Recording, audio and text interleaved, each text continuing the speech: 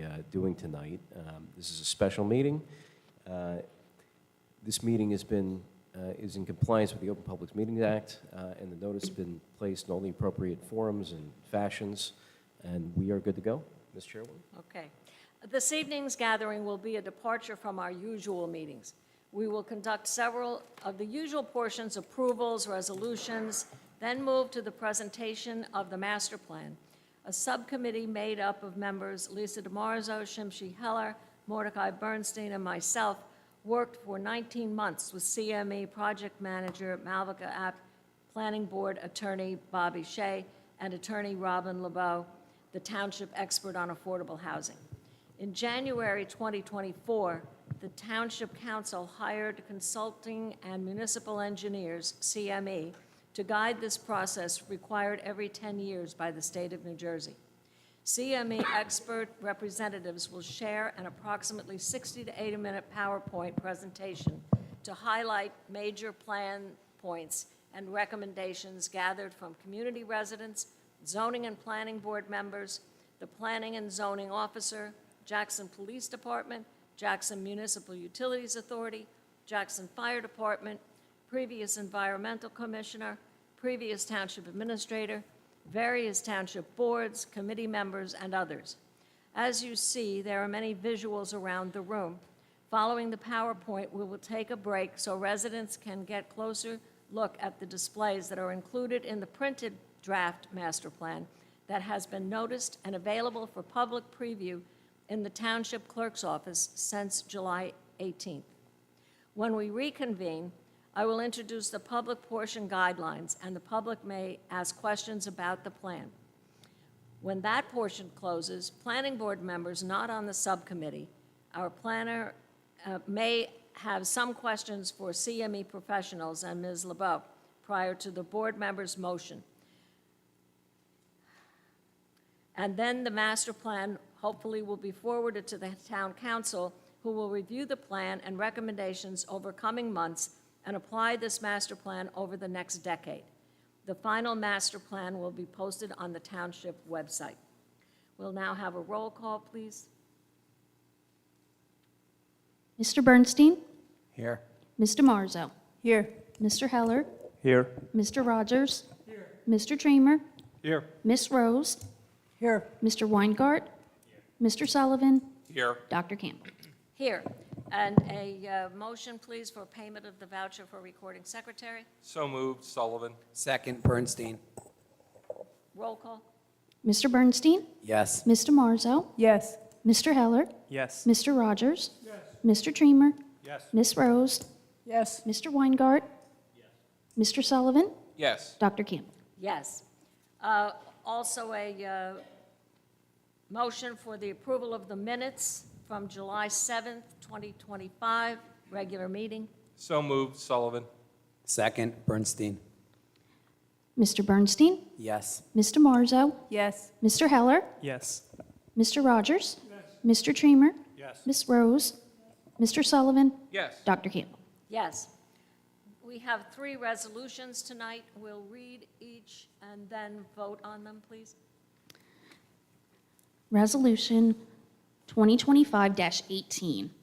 Resolution of the Planning Board of the Township of Jackson, County of Ocean, State of New Jersey, granting approval amendment for the Jackson Woods residential development for Jackson Woods Southeast, Section 1, Block 4101, lots 20.001 through 20.005, 20.010 through 20.055, 20.151 through 20.219, 20.319 through 20.386, and 20.466 through 20.470.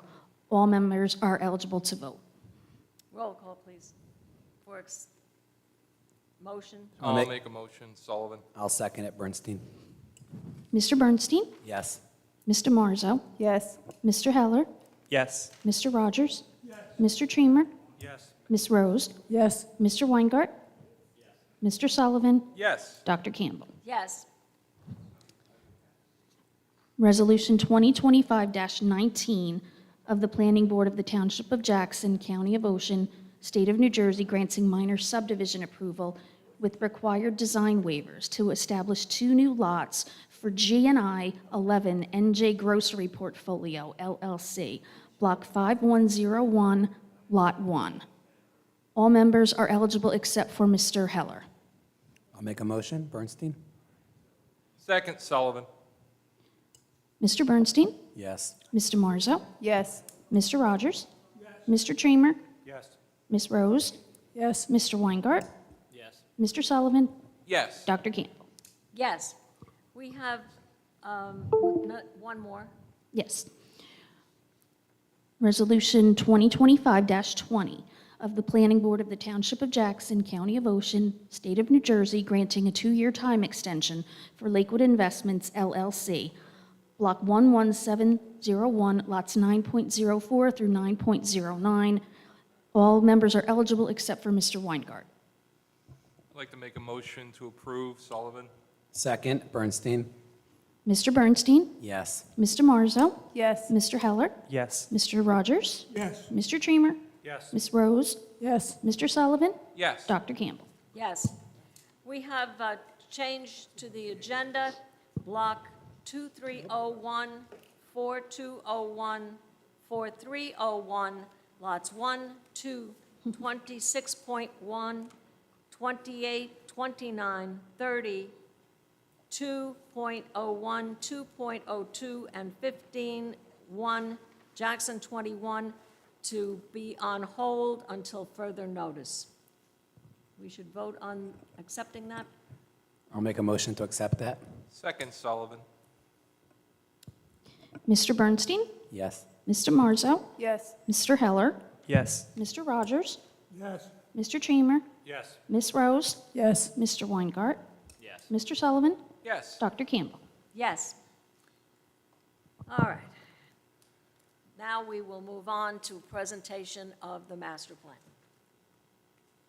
Is that, Mr. we're Shea? having technical difficulties?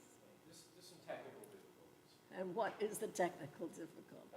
Apparently, we have to take it and put it through OneDrive, and Anthony doesn't know how to do that. The other IT guy did.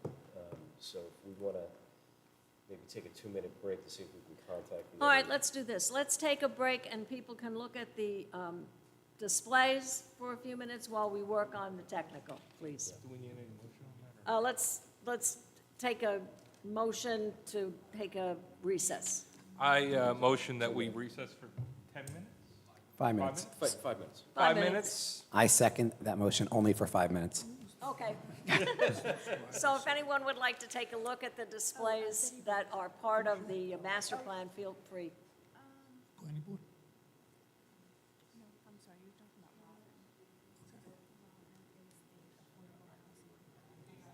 That includes our own members, if anybody here wants to take a quick look at anything. Yeah, go ahead. They did a beautiful job, we might as well appreciate it.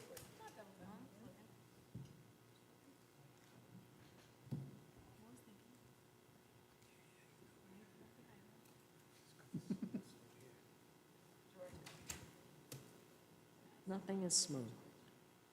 Nothing is smooth. And the rehearsal and everything. George Say the demographics surprised me a little.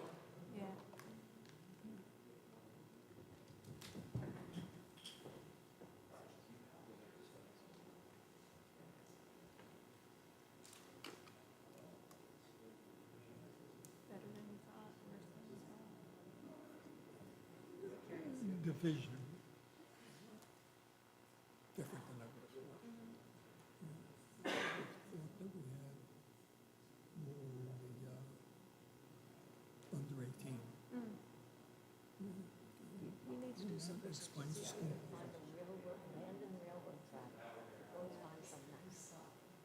Just go back to Jacksonville, so many kids kept going to schools. Yeah. I've been, I think, many years ago. 33 years. My husband, he's been here for 54. You go to Jackson High School, Yeah, he went to Memorial, 1985. 70. But it was, you Yeah, could fly so all over. he, It's really interesting. it's just been amazing.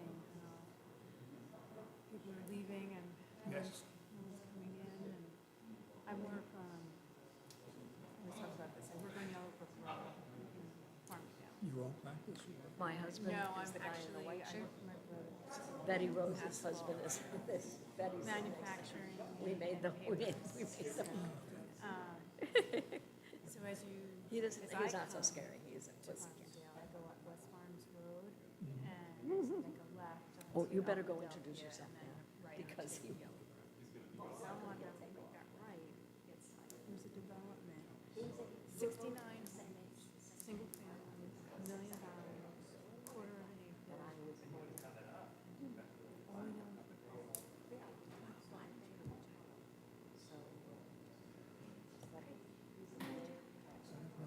It's just, and their signs were all over town. And, Ryan Homes and go over there, but they sold out. And now I'm second. And Yellowbrook Road is one of the most industrial roads. It's actually the most industrial road in town. Yeah, So when my brothers were looking to build their asphalt plant, they went to the town and said, what's the most industrial, where should I put this?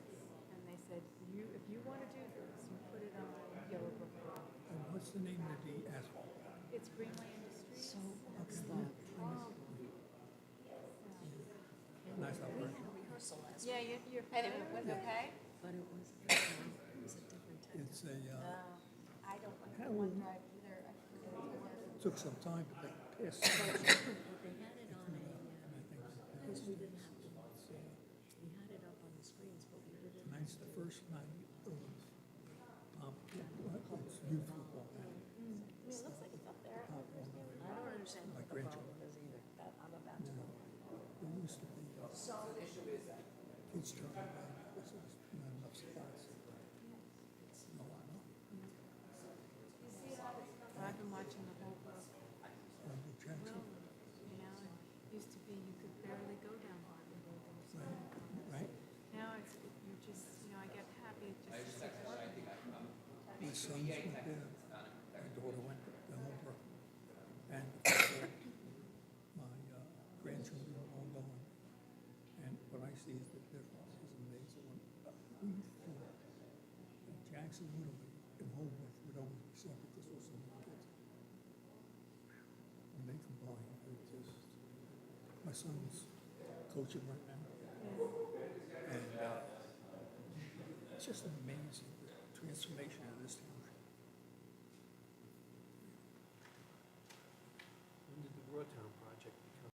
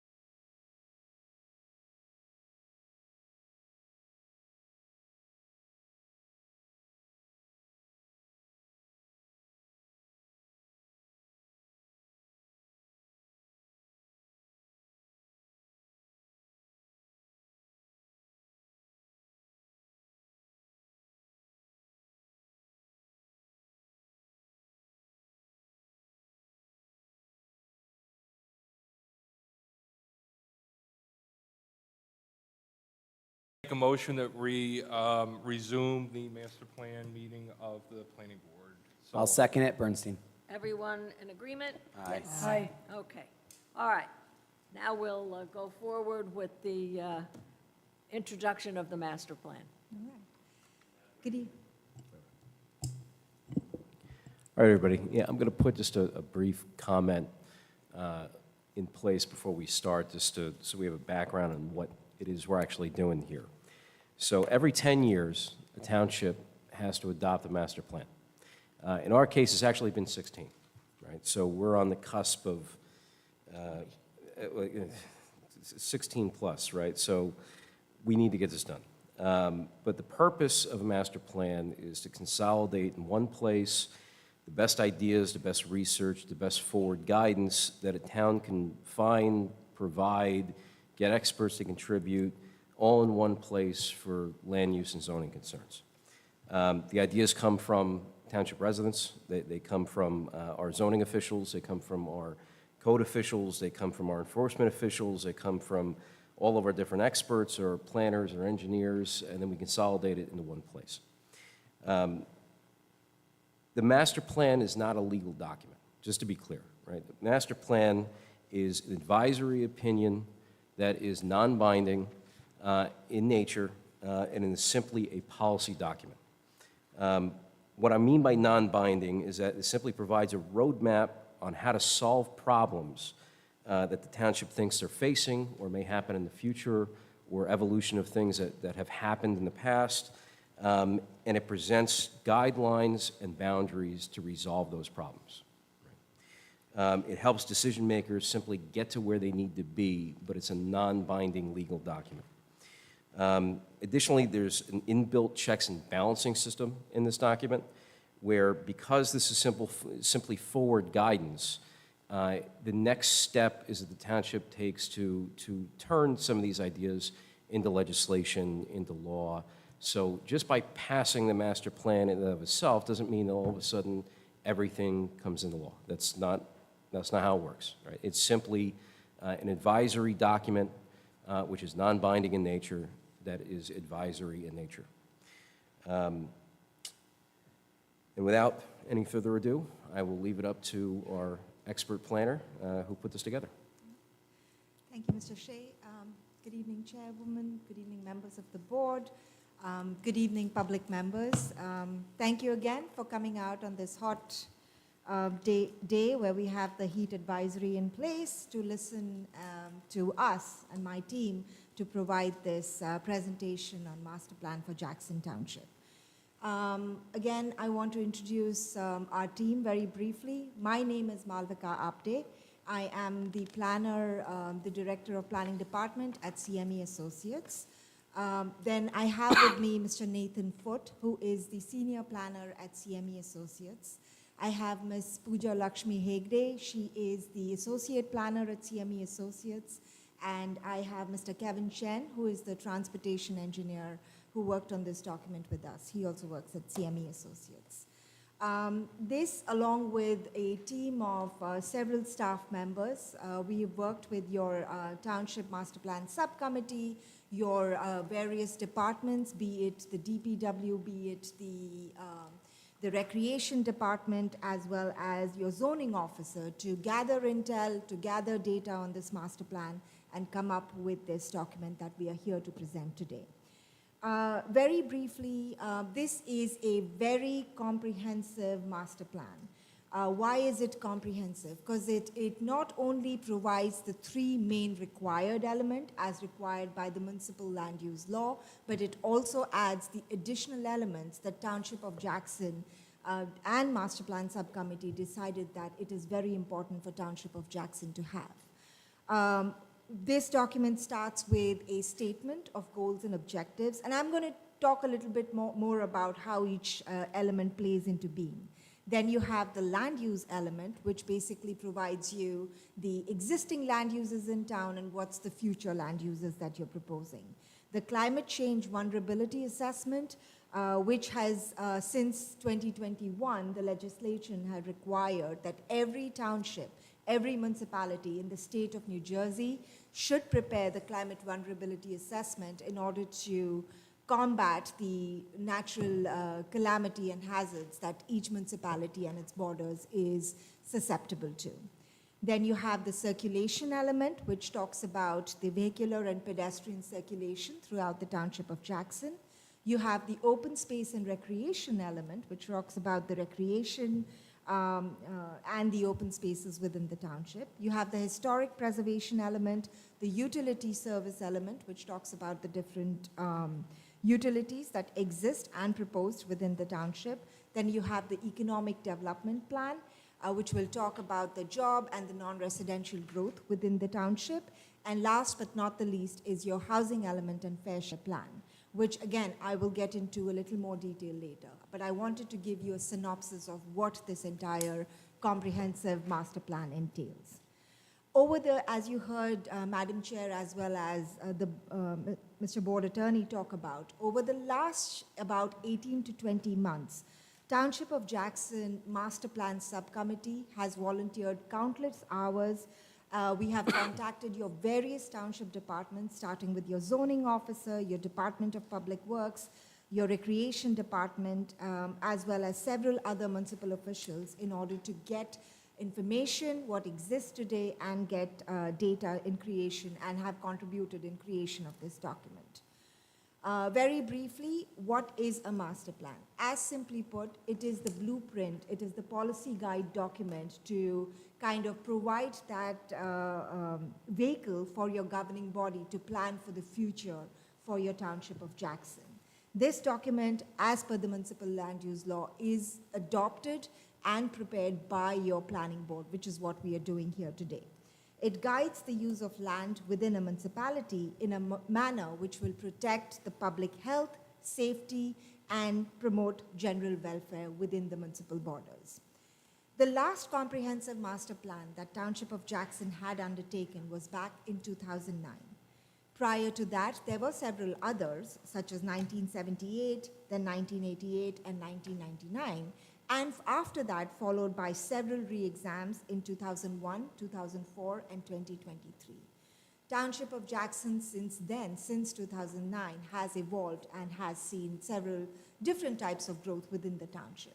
It was in its benefit to create a comprehensive master plan, which is a bird's eye view of how we want to plan the future development within our township. The township has been vigilant. One of the crux matters of creating such a document is to make sure that there is public involvement. Township Planning Board, the Township Subcommittee, Master Plan Subcommittee was very vigilant about this fact. In fact, we created several public meetings, approximately 4 public meetings while we were in the beginning of this document, to create these public meetings. They occurred around May and June of last year, where we introduced these specific topics and had meetings on them. For one example, there was a meeting on May 6th to discuss with the publics the goals and objectives of the master plan, so on and so forth. In addition, Township of Jackson also created a website to get input from the public in order to provide their comments, be it questions, and that the quote-unquote virtual wall was reviewed by the Master Plan Subcommittee very thoroughly and was provided us with the questions that came about or suggestions that came about from that. So, in terms of public involvement, which is a crux of this master plan, the Township of Jackson has been vigilant about it. Is that a pointer? Sorry. Oop, oop. Oh, I can move it forward? Okay. Okay, thank you. Thanks. Now you will see my skills of multitasking, which, let me just warn everybody, I'm not very good at, but I will try. So, what is a master plan process? How do we begin with that? The crux, as you can see in the center of it, is research, research, research. Listen to your public, synthesize all the information that you've got, put it in professional terms, and then present it before the planning board. Those are the simple steps. First, you do an existing condition analysis. which, as we talk about every element, we'll get into what we reviewed, how we got that. You get public outreach and stakeholder input. As I said, we discussed with your different departments, we reached out to them, we discussed with township municipal officials, your planning board, your zoning board, who are the day in, day out working with land use development within the township. We assessed, we reviewed what are the current modern land use planning standards, how can that impact or affect Township of Jackson, and prepared this draft master plan document, which we are presenting before you today. The municipal land use law requires that this master plan document be the document of your planning board. Why is that? Because again, like I said, planning board is the executive branch, so to say, who is seeing the day in, day out working of your land use and how it's being developed. So this document has been set in the hands of your planning board, which decides, approves, and adopts this master plan and creates the blueprint for your governing body to go ahead and prepare ordinances, rules, and regulations with that. Starting with this, I will first begin my presentation on goals and objectives. Then I'm going to have my associate talk to you about land use element, followed with that through the climate vulnerability assessment. Then we're going to talk about circulation and open space, historic element, and economic development. And then in the end, I'm going to talk to you about the fair share plan. So goals and objectives. Again, as I had said, true to my word, this ain't moving forward. Nope.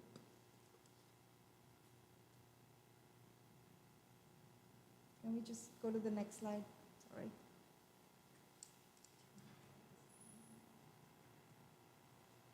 It's the arrows. So, goals and objectives. I've been to enough meetings and I've decided to wing it with the usual PowerPoint presentations. So goals and objectives is, again, you want to create a vision statement, a goals and objectives for your master plan. So again, every element has a set of goals described in this master plan and which followed by the objectives. Some of the example is land use, to achieve a pattern of mix of land uses to create a quality developments and make this community into a livable, desirable community. If we say that as our main goal, what will be our objectives? Our objectives are to create appropriate development, non-residential, residential with appropriate densities. Those becomes our objective. We provide a commercial development to serve both local and regional needs. Those become our objectives. Similar to that in housing, what do we have our goals as? To provide sufficient opportunity for diversity of housing, to provide for stable and varied future population. Circulation, what is our goal? To provide for orderly, safe, and efficient movement of people and goods throughout the township. And we have a host of objectives that follow that.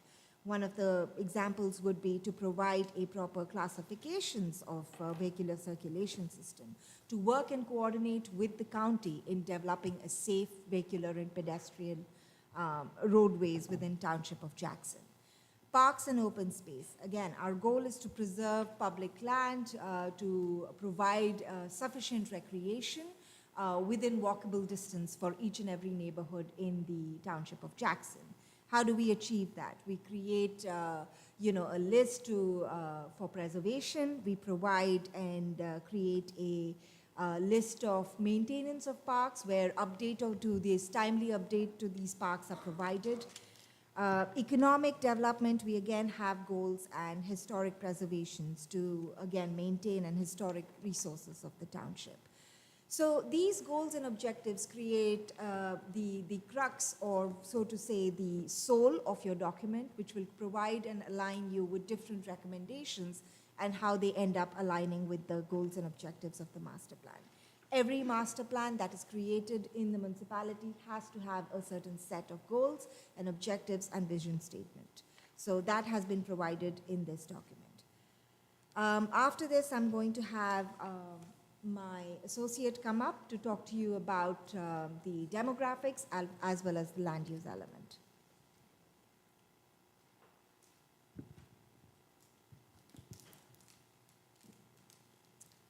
Good evening, Madam Chair, members of the board, and members of the public. My name is Nathan Foote. I am a senior planner with CME Associates. Let's see, next slide, and then the next slide. All right, thank you. So using data from the U.S. Census, we can identify current demographic, housing, and economic conditions within Jackson Township. And what this does, along with several other points of information and data, this lays the foundation for what recommendations are made in each of the subsequent elements. So to start, in 1960, the population of Jackson stood at 5,939. Over the next 40 years, by 2000, it stood at 42,816. Then in the next 10 years, between 2000 and 2010, population expanded by another 28.1%. That is by a little over 12,000 residents. And then in the next 10 years, between 2010 and 2020, it expanded by another 6.7%, just under 4,000 new residents. And so since 1960, the story of Jackson has been one of growth, of population growth. And the level of growth between 2000 and 2020 corresponded to increases in every age group except for the 35 to 44-year-old age group. The largest percentage growth amongst the age cohorts occurred among older residents aged 55 and over, with a growth of over 140% in all of those age ranges. That trend was also reflected in the median age of Jackson, going from 35.2 in 2000 to 40.8 years old in 2020. This is similar but more dramatic than what occurred in Ocean County over that same time period. Within Jackson, as of the 2023 U.S. Census American Community Survey, or what we abbreviate to ACS, so you'll hear me mention ACS a couple more times. That's what it stands for. Those are estimates that the Census Bureau puts together every year based on different surveys that they've put out. The number of housing units as of 2023, those 2023 estimates, was 22,061, of which 77.5% were detached single-family dwellings. The median value for owner-occupied housing as of 2023 was a little over 461,000. The number of these housing units that were occupied was 20,993 versus 1,068 that were vacant. We can then look at the people living in those dwellings. Of the 20,993 households, nearly 75%, that is 15,411, were families. 12,236 were married couple families. That is couples living together, married under the same roof. According to census estimates, the next slide, please.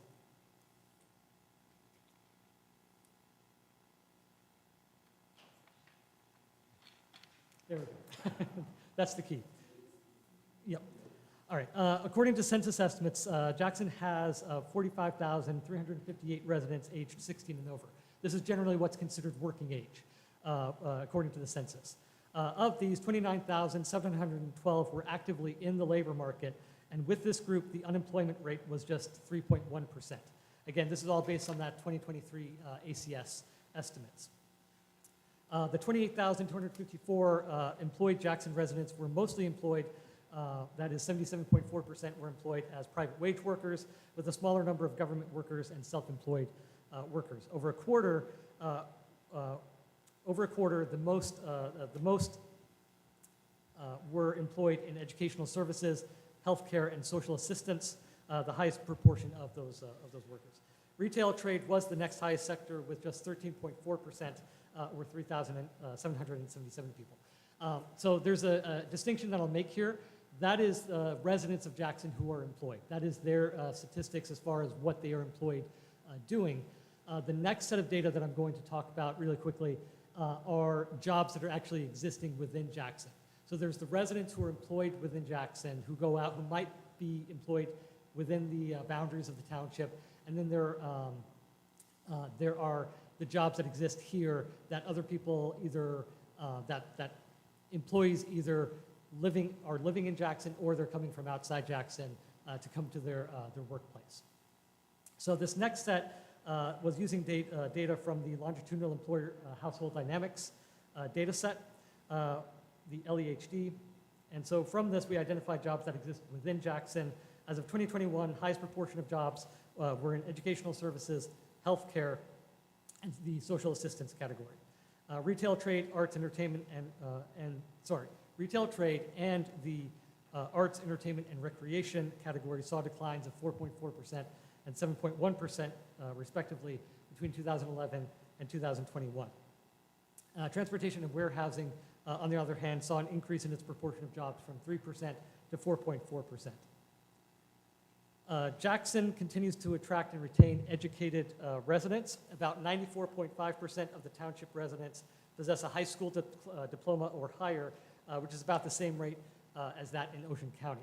Another 38.7% of township residents either have a bachelor's degree or higher, which is about 20% higher than the rate in Ocean County overall.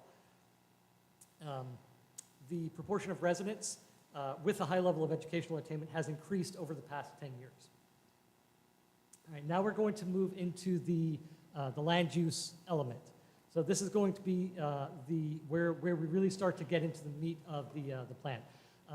Ms. Apday already discussed the goals and objectives. She talked about that being the soul. This is where we start kind of to put the meat on the bones of the master plan. So we did several things. We analyzed existing land use patterns, zoning and site plan and use variance approvals.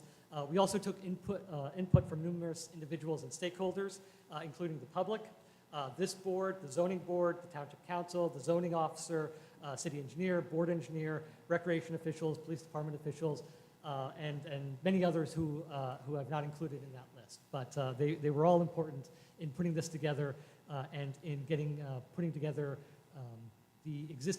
what's existing in Jackson and then what the recommendations are going to be moving forward. So there are over 60,000 acres of property in Jackson Township.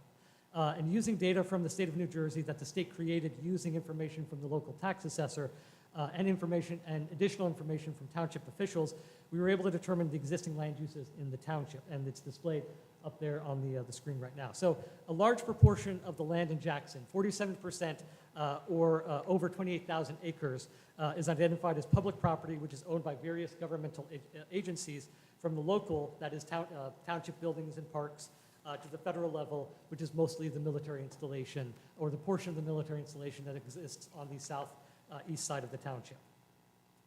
Much of that land that is public property is preserved and cannot be developed due to constraints such as wetlands or being in the pinelands. The next biggest land use after that is residential uses of between 1 and 3 units, but mostly those are single-family dwellings. And that residential proportion makes up about 26% of land within the township, or 15,711 acres. A total of 6,811 acres, or about 11%, is classified as vacant. These properties are either significantly constrained from development, or if they are developable, they can be carefully regulated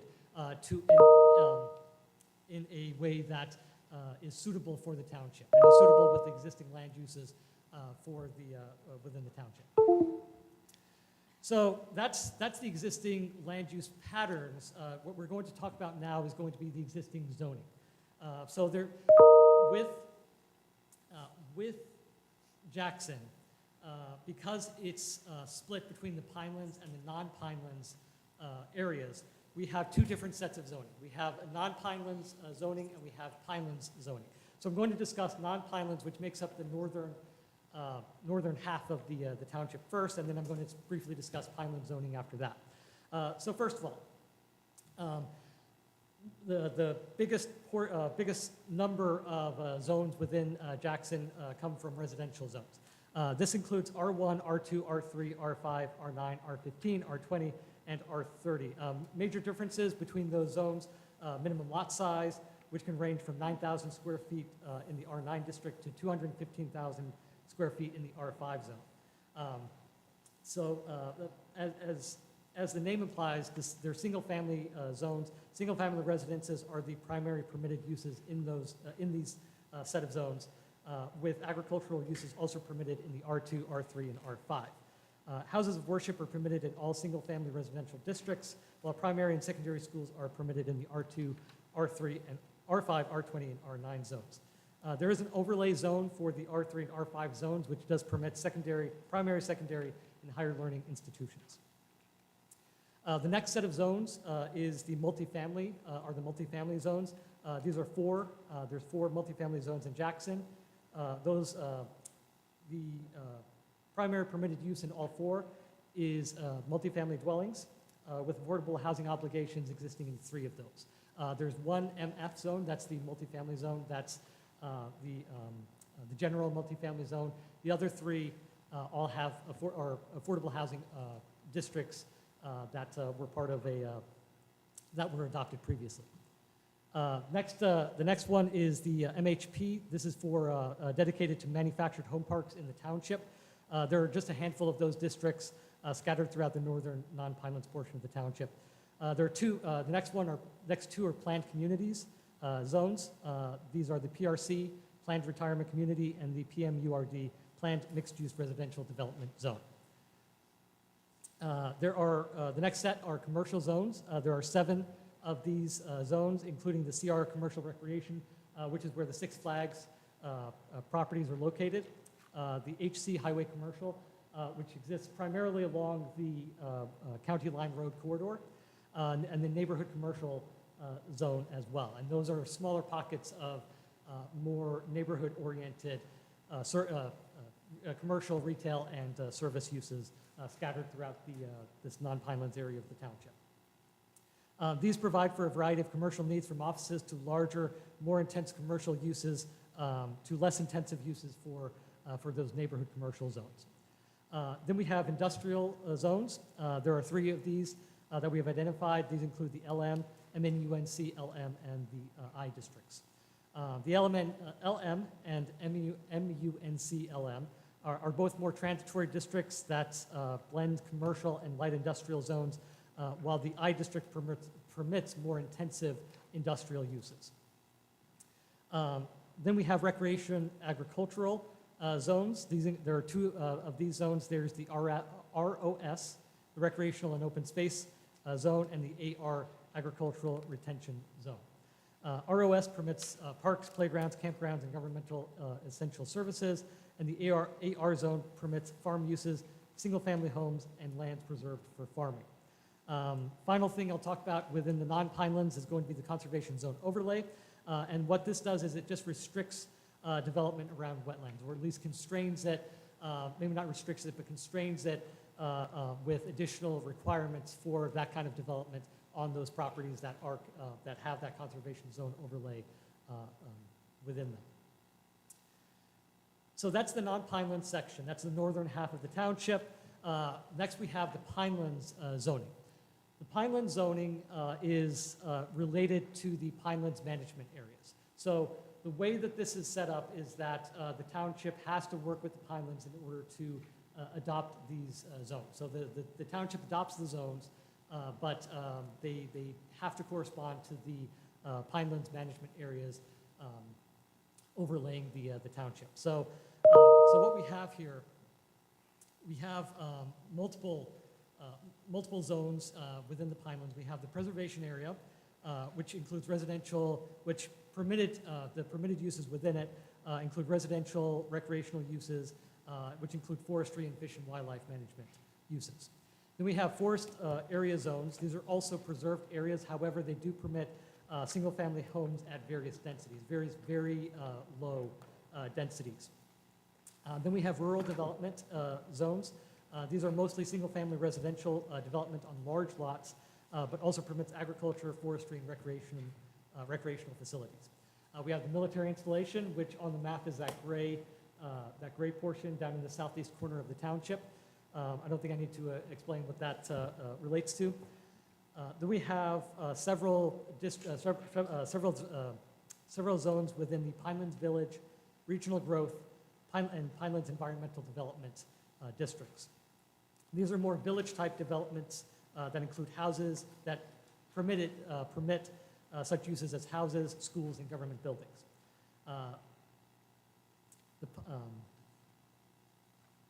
Pinelands Village Commercial and Regional Growth Commercial Zones permit low-intensity commercial uses. And finally, Pinelands Manufacturing Zone permits industrial uses such as food processing, labs, warehousing, metal, paper, and wood product fabrication. So based on our review of the data and the suggestions from the boards, the public, and other township officials, we have made rezoning recommendations and 31 general recommendations.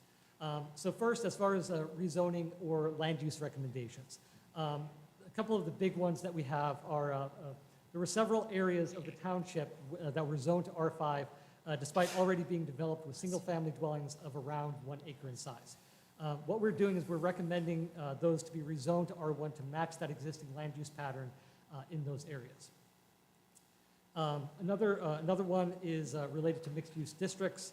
In order to provide housing opportunities with amenities and retail employment with minimized traffic impacts, several mixed-use districts are proposed at major intersections. So those are those are broader land use recommendations. We also have a list of more specific rezonings that are being recommended with this master plan. And I'm just going to touch on a couple and then move on from there. So first of all, there's an area off of Eltone Road near the northern border of the township, near the Four Seasons planned retirement community. Those were rezoned to PRC despite already being developed with dwellings on small lots. To reduce the number of variances needed by property owners and to match that existing land use pattern, what we've done is we've recommended that be rezoned to R9. There's another one that I'll just touch on. This is off of County Line Road. It's block 4801, lots 5, 6, 8, and 9. This was approved within the last 10 years for townhouse development. To match that approved land use, we are recommending that be rezoned to a multifamily district. And that's just to give a flavor of the kind of rezonings that have been recommended within this master plan. So those are the land use and the rezoning recommendations that have been made. What I'm going to talk about for a few minutes is going to be the general recommendations. So those have been categorized within those four. I mentioned that there's 31 general recommendations. I'm not going to run through every single one of those because we would be here, if not all night, then pretty close to it. So I just want to touch on a few to give, again, kind of an idea of the kinds of recommendations that we're making with this master plan. So the first category is the land use and development regulations and revisions. The document, the ordinance that regulates land uses within the Township of Jackson is the land use and development regulations portion of the code, the municipal code. And so what we've done, we've gone through that and we have identified several things that can be updated, revised, or removed. And so just to touch on a few of these, so there are a limited number of cemeteries in the Township of Jackson, and as Ocean County and the township grows, the need for that type of use is also going to increase. Cemeteries are permitted conditional uses in the R2, R3, and R5 zones. What we are recommending is examining the possibility of expanding where they can be conditionally permitted and to adopt adequate conditions for that type of use in other zones. Another one of the recommendations that we've made within this category regards rear and side yards for corner lots. As it's currently written and interpreted, the regulations require 2 front yards and 2 side yards for corner lots. This is not in keeping with modern planning practices in which a rear yard is generally provided. So what we're therefore recommending is to revise the ordinance to ensure at least 1 rear yard for each corner lot. Finally, within this category, banquet halls. This is a use that has been seeing there's an increasing need for this type of use in this region. So to ensure Jackson can take advantage of that commercial opportunity while also maintaining adequate standards for them, we've recommended adding a definition for the use and examining where the use can be permitted in addition to where it's currently permitted within the township. The next set of recommendations that we've made are related to site plans. And again, just touching on a couple of these. Site plan requirements for residential developments of 10 units or greater, where units are provided less than 1 acre of space. What we are doing is we're recommending that these must provide a designated recreation space, a set-aside of recreation space, which is to be maintained by a homeowners association, which is to be established as part of the development. And that's because as Jackson does grow, as the population of Jackson grows, we want to make sure, and the township wants to make sure, that there is adequate open space for the residents of those developments going forward. Another recommendation that we've made is to adopt streetscape design standards for the neighborhood commercial, highway commercial, and mixed-use districts in order to provide a sense of place and identity and creating a desirable visual environment for those particular areas of the township. Next, under general needs, we have several recommendations. Again, just going over a few of these. We have daycare and childcare facilities. These are permitted within the township, but what we are recommending in order to ensure modern daycare facilities within the township in appropriate locations is for the township to review its regulations and ensure that the regulations, the standards for these daycare facilities, daycare and childcare facilities, meet New Jersey, state of New Jersey standards, and at the same time only permit them along main roads. Another one of these general need recommendations is regards neighborhood commercial centers. Again, in order to provide adequate neighborhood commercial uses and services for residents of Jackson, we have recommended that the township examine some intersections for possible neighborhood commercial zones. Finally, within this general need category, food trucks are becoming more commonplace and popular. To be proactive, the township, we are recommending that the township identify appropriate regulations related to permitted locations and the necessity of permits for food trucks in order to prevent these from creating land use and circulation issues, but also, again, to reap the benefits both as amenities for residents and as commercial opportunities for residents. And finally, under the Pinelands category, I'm just going to touch on one of the recommendations that we've made. This is regarding the Toms River Corridor Buffer Overlay. This is a buffer that created a 600-foot buffer from wetlands boundaries along the Toms River and Ridgeway Branch in the Pinelands. These waterways, it's important to note, are already protected by other pinelands and state buffers.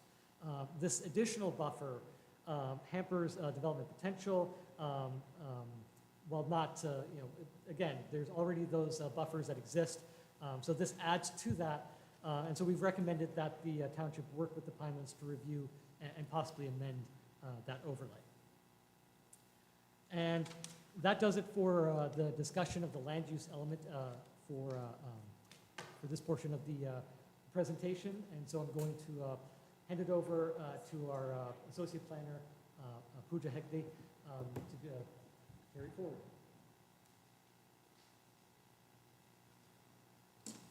Thank you, Nathan. Good evening, everyone. My name is Pooja Lakshmi Hegde. I'm an associate planner with Senior Associates. Am I audible now? Yes. All right, so we move on to the climate change vulnerability assessment. It's, as Mika mentioned before, this is a state-mandated requirement that has been in place since 2021. So every municipality is required to incorporate this assessment into its land use assessment. So it's a mandatory element. The goal of this assessment is to evaluate how our current land use policies and planning decisions hold up when viewed through a climate risk lens. So in the face of a climate-related hazard, how well our township is prepared.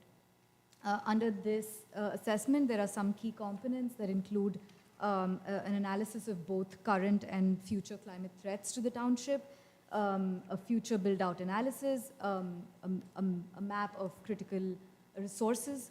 So we'll move on to the next slide. Okay, so what is Jackson Township most vulnerable to? As we all know, it's a landlocked community, but we're not subject to coastal flooding, but we're highly vulnerable to inland flooding, especially from major storms to dam failures.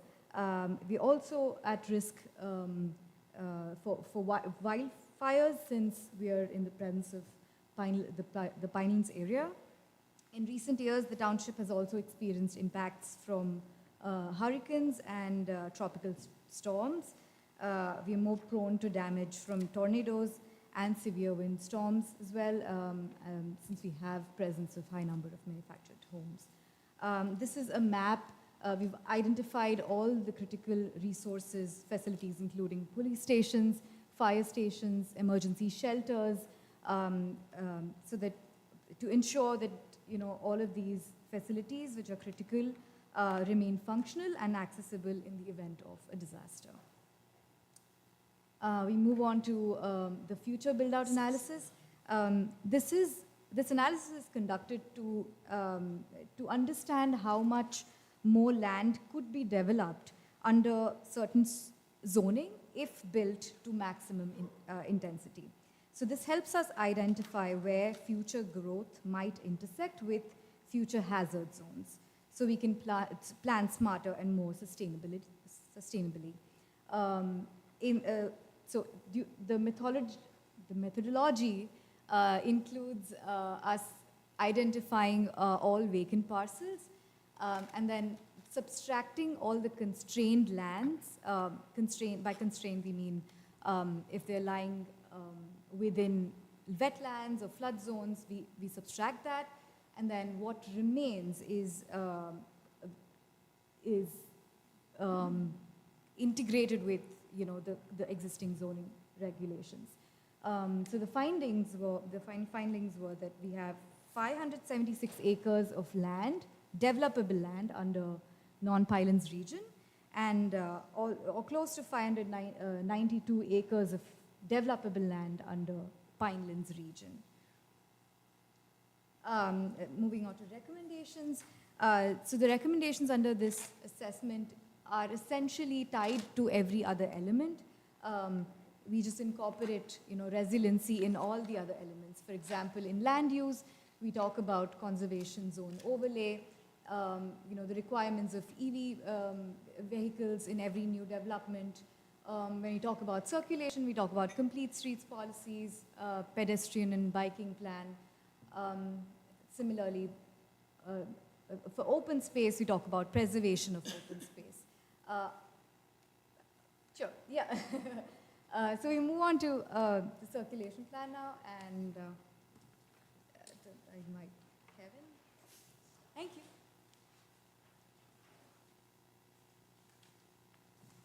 Thank you. Good evening, Madam Chair. Good evening, members of the Planning Board, and good evening, members of the public.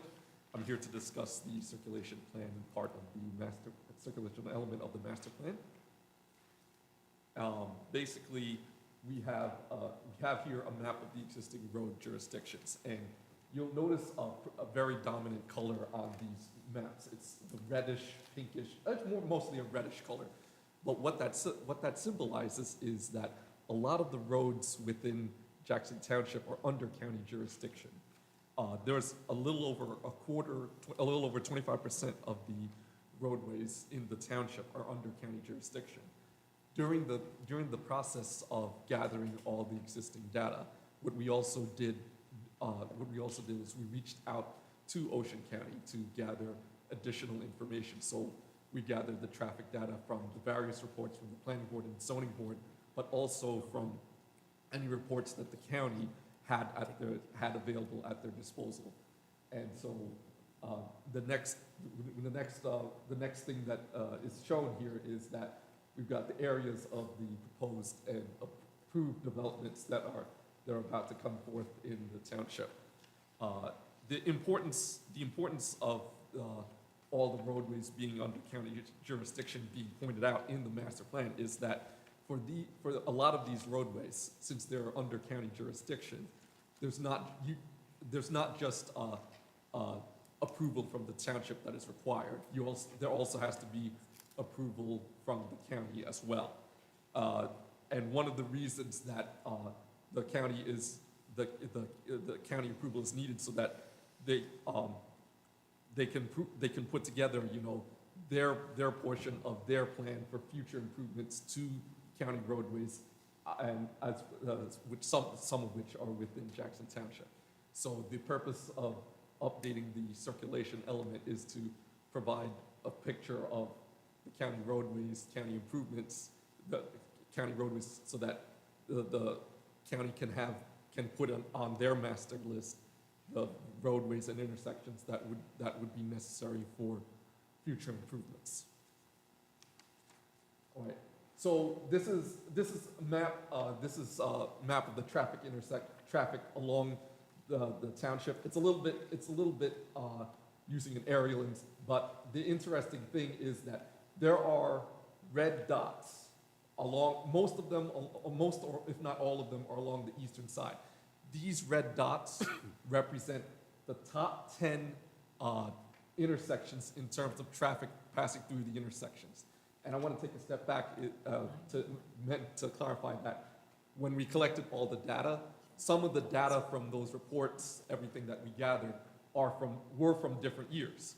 So what we did for comparison purposes, we grew out so let's say we had volumes from 2022, 2023, we grew them all out to the same year, 2025, so that we can compare apples to apples cleanly. Basically, all those red dots that you see on the map, those are the top 10 intersections of traffic passing through those intersections within the township. We also did, on the same map, we also did an analysis of the roadways, the top 10 segments. They're a little bit more spread out. There's one roadway on the top, the northwest corner, but most of them, the majority of them are still within the eastern part. And those are the top 10 roadways. It was interesting to note that in our collection of data, the county made reference to, along their roadways, some of the roadways had a higher volume to capacity ratio. So that means that some of the roadways that are under their jurisdiction are already exceeding capacity because they have more volumes of cars, trucks, buses, etc., than the roadway is supposed to handle. And it turns out that it was for at least five or six of the roadways where the volume to capacity ratio was higher than 1. So those are contained within that map of the traffic intersections, and that 5 of those top 10 segments are involved in the high volume to capacity ratios. So the interesting thing is, for the circulation plan, it's to provide the recommendations.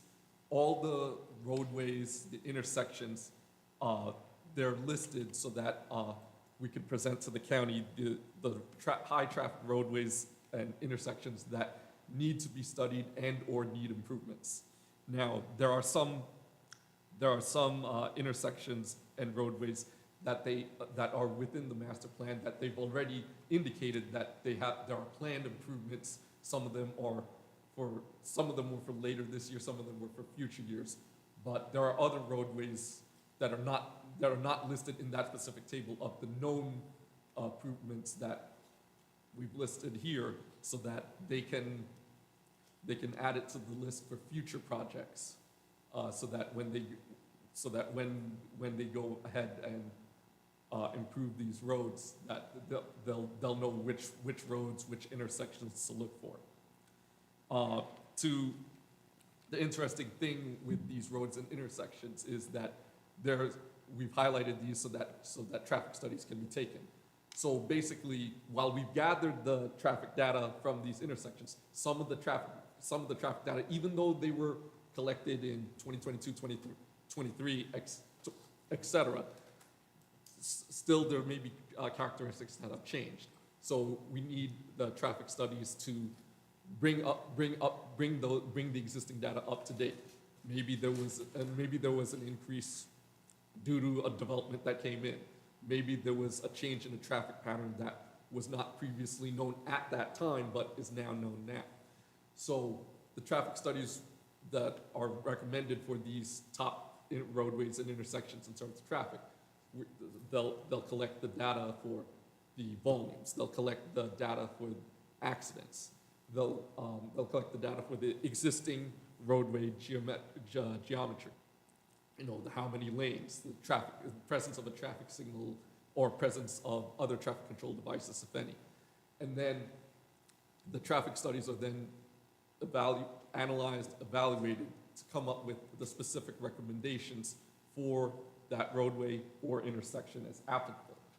Some of the roadways may end up with, especially with the ones that have volume to capacity ratio higher than 1, if confirmed by future traffic counts. They may have to widen the section a little bit from 1 lane in each direction to 1 lane in each direction and a turn lane, so that when you have when you have like developments on one or both sides of the road, and you have a person trying to turn left into those roadways, the idea of this slightly wider section, where necessary and where predicated by the traffic volumes collected, would allow that left turn vehicle to stand in the middle and not block the through traffic going through it. So that's the purpose of the recommendation for traffic studies for these roadway segments and the intersections that we identified as being high intensity in terms of volume passing through. In terms of public transit, there's still a need for public transit. There still needs to be coordination, obviously, with NJ Transit, the county, et cetera. But it would be nice if we put that recommendation in, so that if there's a way to increase the public transit throughout Jackson Township, maybe they'll be able to reduce the volumes on the road a little bit to try to alleviate the high volume to capacity conditions and congestion that's seen on some of the roadways. You know, just like Hope Chapel Road, Cooks Bridge Road, and County Line Road and Veterans Highway, among others. If there's a way to increase the public transportation so that we can put a little bit more riders on public transit and maybe draw a little bit less on the roadway, that could certainly help to ease the congestion. Also, for shared use plan, in driving around, it's not easy to, in driving around, there seems to be a lot of roadways where the sidewalk and the sidewalk is like not there. So, and there's some roadways that have one sidewalk on the roadway, and some roadways that have no sidewalk on either side of the roadway.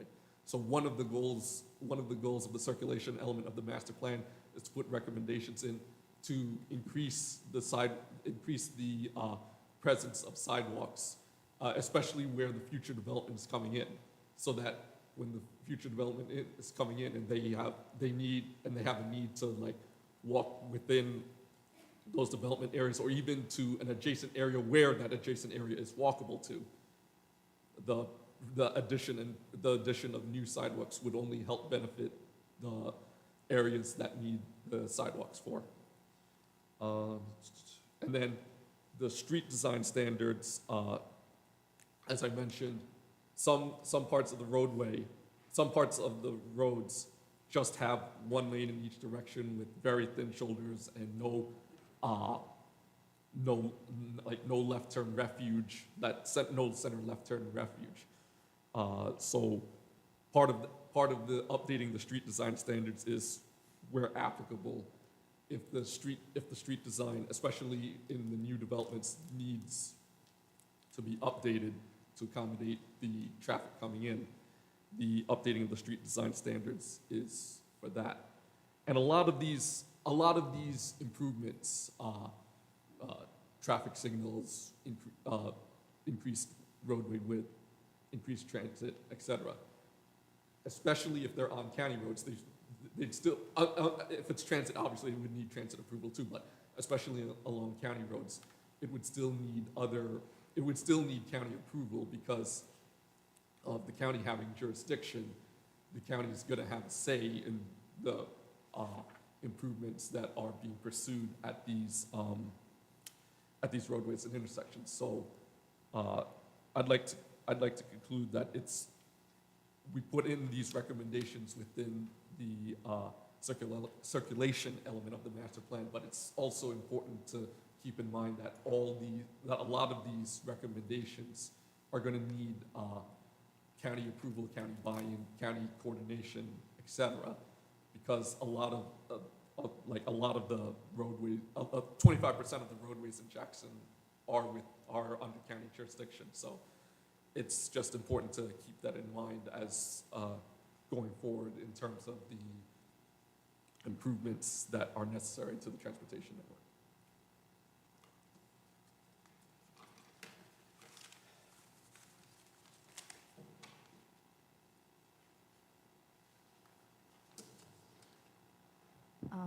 So we move on to open space and recreation. As we all know, Jackson Township is one of the largest municipalities in Ocean County. So, and the natural resources, all the conservation lands are very central to its identity.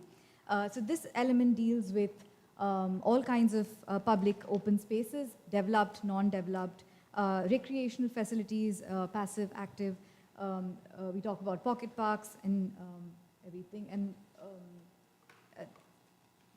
the township contains a total of approximately 19,130 acres of open space. That includes state-owned, county-owned, as well as municipal open space. Or close to 1,000 acres of open space is owned by the municipality. Next slide. This map shows the recreation open space inventory. It's all the open spaces that are part of a state-run program called the Green Acres. So any land that is enlisted in this program is permanently preserved. And most of these parks that are municipality owned are part of ROSI. So close to 1,120 acres of municipal open space is part of ROSI already, which means it's already preserved. We also did field works in all the existing parks. There are a total of 14 parks in the township. We did field visits and we did site-specific recommendations for each of these parks. We move on to needs assessment. Now, there are three main methodologies for measuring the adequacy of park space in a township. The balanced land method, it's a method that recommends 3% of the total township land should be devoted to public recreation use. And when you talk about population method, it says that a minimum of 10 acres of parkland should be there per 1,000 persons. And proximity to parks is a spatial distribution of parklands that says every park should be a 10-minute walk or less. That's considered accessible. And in terms of recommendations, we talk about coordination with county and other authorities to develop bicycle and pedestrian connections to Patriot Park, more pocket parks where we see a lack of pocket parks. We talk about ADA compliance, There are areas that are still undeveloped, like the Butterfly Bogs area, so that could be part of, Rossi. It's recommended to be part of Rossi. There are a few administrative recommendations, such as regular maintenance, establishing social media groups, so that volunteers can be part of, better coordination. With that, we move on to the next element, that's the historic preservation element. There are, can we move on to the next slide, please?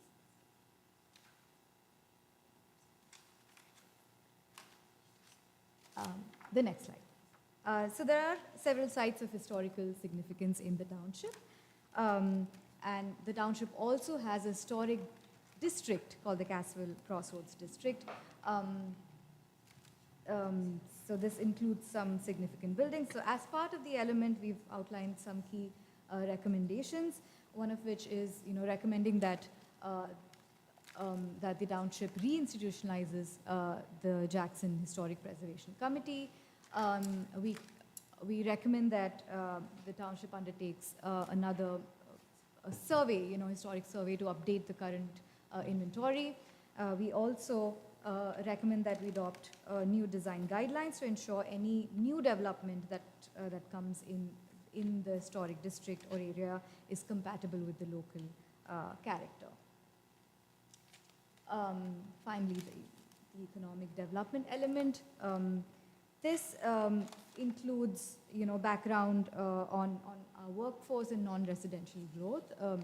We've kind of touched upon certain, workforce trends and economic trends in our previous sections. But the need is to incentivize development of retail and commercial centers to address certain sectoral losses that we've experienced in the past decade. We also see that there are fewer residents that work within the township, and there are more residents that work outside of the township. So in an effort to revitalize the local economy of the township, we present some key recommendations. Next slide, please. Yeah. There are certain commercial corridors where we have proposed more commercial growth. We recommend that we establish a downtown area that could revitalize existing local businesses. We also recommend that we encourage the tourism industry by leveraging environmental and historical resources. And with that, we move on to our next element, our final element, that's utilities.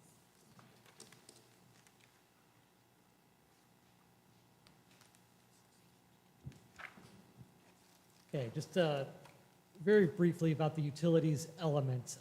We worked closely with the Jackson Township Municipal Utilities Authority to generate this element.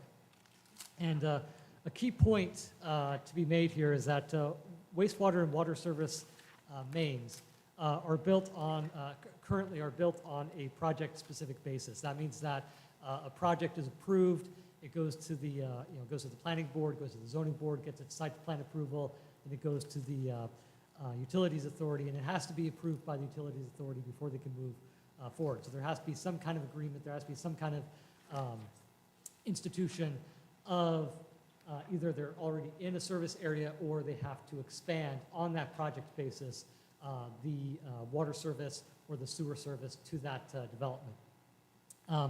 But while that's been suitable to the present, it's something that will need to be examined in the future and see if there's a community systems approach that can be taken as opposed to that project specific approach. So what's on the map right now,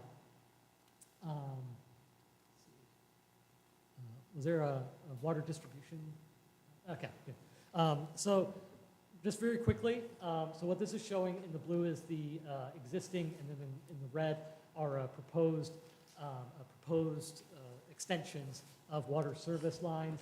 The light blue shading is showing approved projects. So we showed a map previously that showed approved projects that were moving forward, had received either zoning board approval or planning board approval.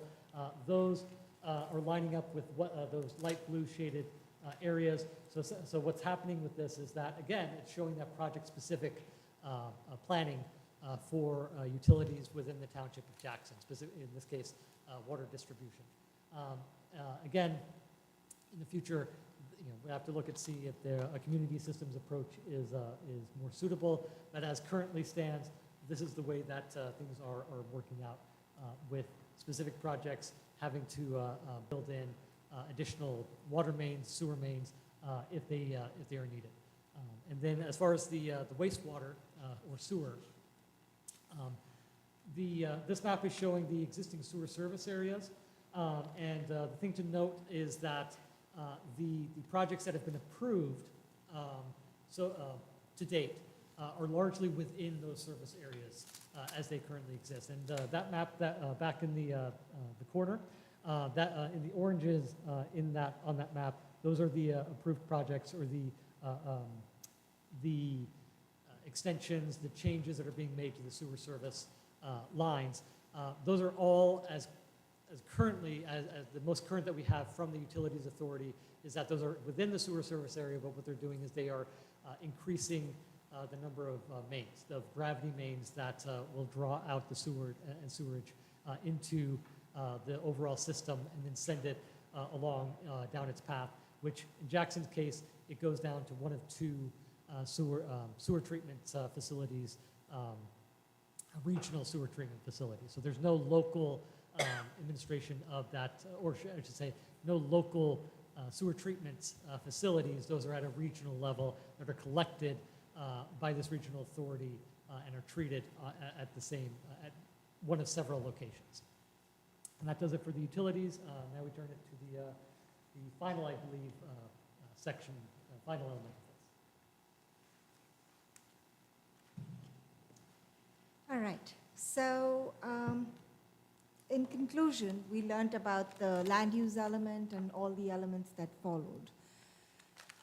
What we are here today is to talk about also the fair share plan. As many of you might be aware, every municipality in Township of New Jersey has to abide by the Mount Laurel Doctrine. What is the Mount Laurel Doctrine? The Mount Laurel Doctrine basically creates a constitutional obligation for every municipality in New Jersey to provide its fair share of low and moderate income housing. I do want to preface that by saying, what is a low and moderate income housing? I do want to bring up the light fact. What it isn't a housing project or Section 8 housing. It isn't free for the tenants. They have to pay for their utilities, the mortgage payments, everything accordingly. And what would you call a low and moderate income for Jackson Township? We belong to what we call a Region 4. Typically, a household of 4 members, a 4-person household, would be called a moderate income when they are earning between about $67,300 to $207K. An average low income would be households that are earning between $40,000 to about $67,300. On an average, starting salaries for certain professions, such as a teacher or a police officers, range from $50 to $60K. So I just wanted to bring it into light what we call a low and moderate income. These are your resident, these are your everyday workers, be it your retail sales clerk, your construction worker, your nurse, which is a resident within the township.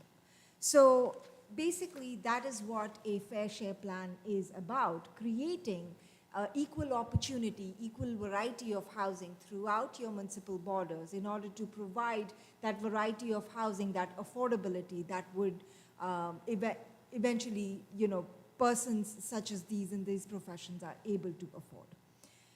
In this doctrine, basically, that's what every town is required to create a fair share plan. Now, fair share plan, many of you would probably know, has had a long history within the state. where we had, and you might have heard a lot of information, the prior round, the third round, and the fourth round. Prior round for giving a timeline ranged between 1987 to 1999. That for Township of Jackson had an obligation of 1,247 units. The third round, which was the longest running round in the state of New Jersey, lasted from 1999 to 2025. I will not get into the reasons why. There were several lawsuits, there were several back and forth between the type of methodology and what numbers to use, but that for Township of Jackson was 1,250. What brings us today here is, in March of 2024, state legislation adopted a new regulation where every municipality for a timeline of every 10 years would have its fair share plan and obligation requirement. There are several steps involved in that. DCA will compute those numbers. The township has a method of either accepting those numbers or challenging those numbers, seeking different type of adjustments and coming up with how they're going to meet their fair share plan. And in the legislation, there are very specific timeline also. Now, in Township of Jackson's case, we've had a settlement agreement with one of the main entity. It is a not-profit public entity called Fair Share Housing Center. Township of Jackson has a settlement agreement with them that obligates us to provide our fourth round number of 1,000 units. As I mentioned earlier, there is a specific timeline involved, which is what brings us here. The planning board has to adopt a fair share plan before the end of July 31st, 2025 deadline in order to keep Township of Jackson immune to what we call a builder's remedy lawsuit. Very briefly, what is builder's remedy lawsuit? In simple layman terms, if we are not in compliance or do not adopt a fair share plan, you can have a developer that can come in and say, hey, Jackson, you didn't meet your obligation. This is how I'm going to help you. And the courts will agree with the developer in order to provide whatever amount of density or number of units he or she may choose to provide. So in simple terms, that's what builder's remedy lawsuit is. So reiterating the fact that we have a court-obligated deadline of July 31st, 2025, in which Township of Jackson has to adopt its fair share plan. The top number that I didn't talk about is what we call our rehab need. This is a rehabilitation need for existing low and moderate income units housing within Township of Jackson that may be deficient in HVAC, in roofing, such as, such mechanical or architectural rehabs which would deem otherwise the unit uninhabitable. So that's what our rehab number is. Township of Jackson actually runs a rehab program through our Affordable Housing Trust Fund monies, where residents that are eligible, low and moderate income residents, can apply for that fund, do a rehab for major structural changes. Again, it is HVAC or roofing or such kind of changes, and get their house to be up to the code, to be habitable, and avail these through our Affordable Housing Trust Fund monies. It requires that the program it's a forgiving loan kind of rehab program. The obligation is so that the Township of Jackson can get a credit for 10 years, that unit has to remain under low and moderate income restriction. We also participate in the Ocean County Rehab Program, and thereby we try and meet our rehab obligation to the course of 10 years. Very briefly, because this is not the part of our fair share plan, our round 1 and round 2, which I said was 1987 to 1999. What has Township of Jackson done?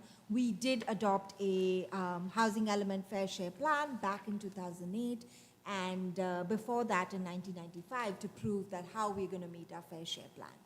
These two plans for round 1, round 2, as well as round 3 obligation, we have received a judgment of compliance, and these, if not built, the zoning remains in place for these developments to occur in Township of Jackson. This brings us to our round 4. Now, round 4, as I stated earlier, is our 1,000-unit obligation. How do we plan to meet that? We plan to meet that through 17 inclusionary sites that we have spread on this map. You can see they are, kind of shown about. It's located throughout the Township of Jackson. What has been kept in mind when creating this affordable housing fair share plan is, first, we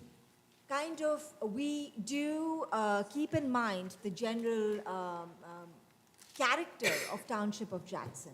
What is it that we have always permitted? What is the extent to which we can permit? We have subdivided these 17 units into 4 different types of affordable housing zones.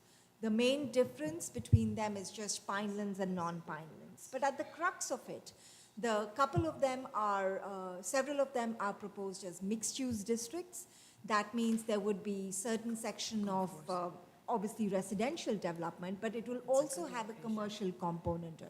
This feeds back to our land use recommendation of creating neighborhood commercial nodes for access for every residence for their daily neighborhood commercial needs. So we've kept that in mind when developing this fair share plan.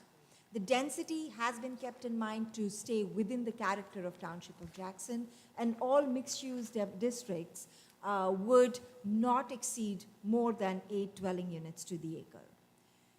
The couple of developments that are pure residential, again, inclusionary, where by inclusionary I mean certain market rates and set aside 20% of those will be affordable units, those have followed the pattern of our R9 district. And the only obligation required is if you develop in one of these affordable housing zones, you have to do a set aside. And that is the requirement, and that's how we meet our fair share plan. Now, obviously, there are 17 sites. I do want to kind of point out a couple of sites just to kind of give you a flavor of how the housing element fair share plan works and, talk about these sites. First site we'll talk about is the Chandler Road. This, as I'm pointing to you on this map, is located on the northwestern area in the township. This area, this concept, again, would be a mixed-use concept, which we have rezoned about 20 lots in this area as in the affordable housing district. This site would be located around Jackson Mills and Chandler Road. We anticipate, about 66 affordable units that we would be able to retrieve from this type of development. As part of the fair share plan, every site that is thought of has to meet the 4 tests. What are the 4 tests? It has to be available, it has to be developable, it has to be suitable, and it has to be approvable. The reason for doing that, as I talked about the prior rounds, is a lot of municipalities were providing sites which probably would not come to fruition in future. And that's why the state legislation has been very strict in the sites we are selecting and how they meet these parameters. By available means is the site available, free and title clear of purchaser.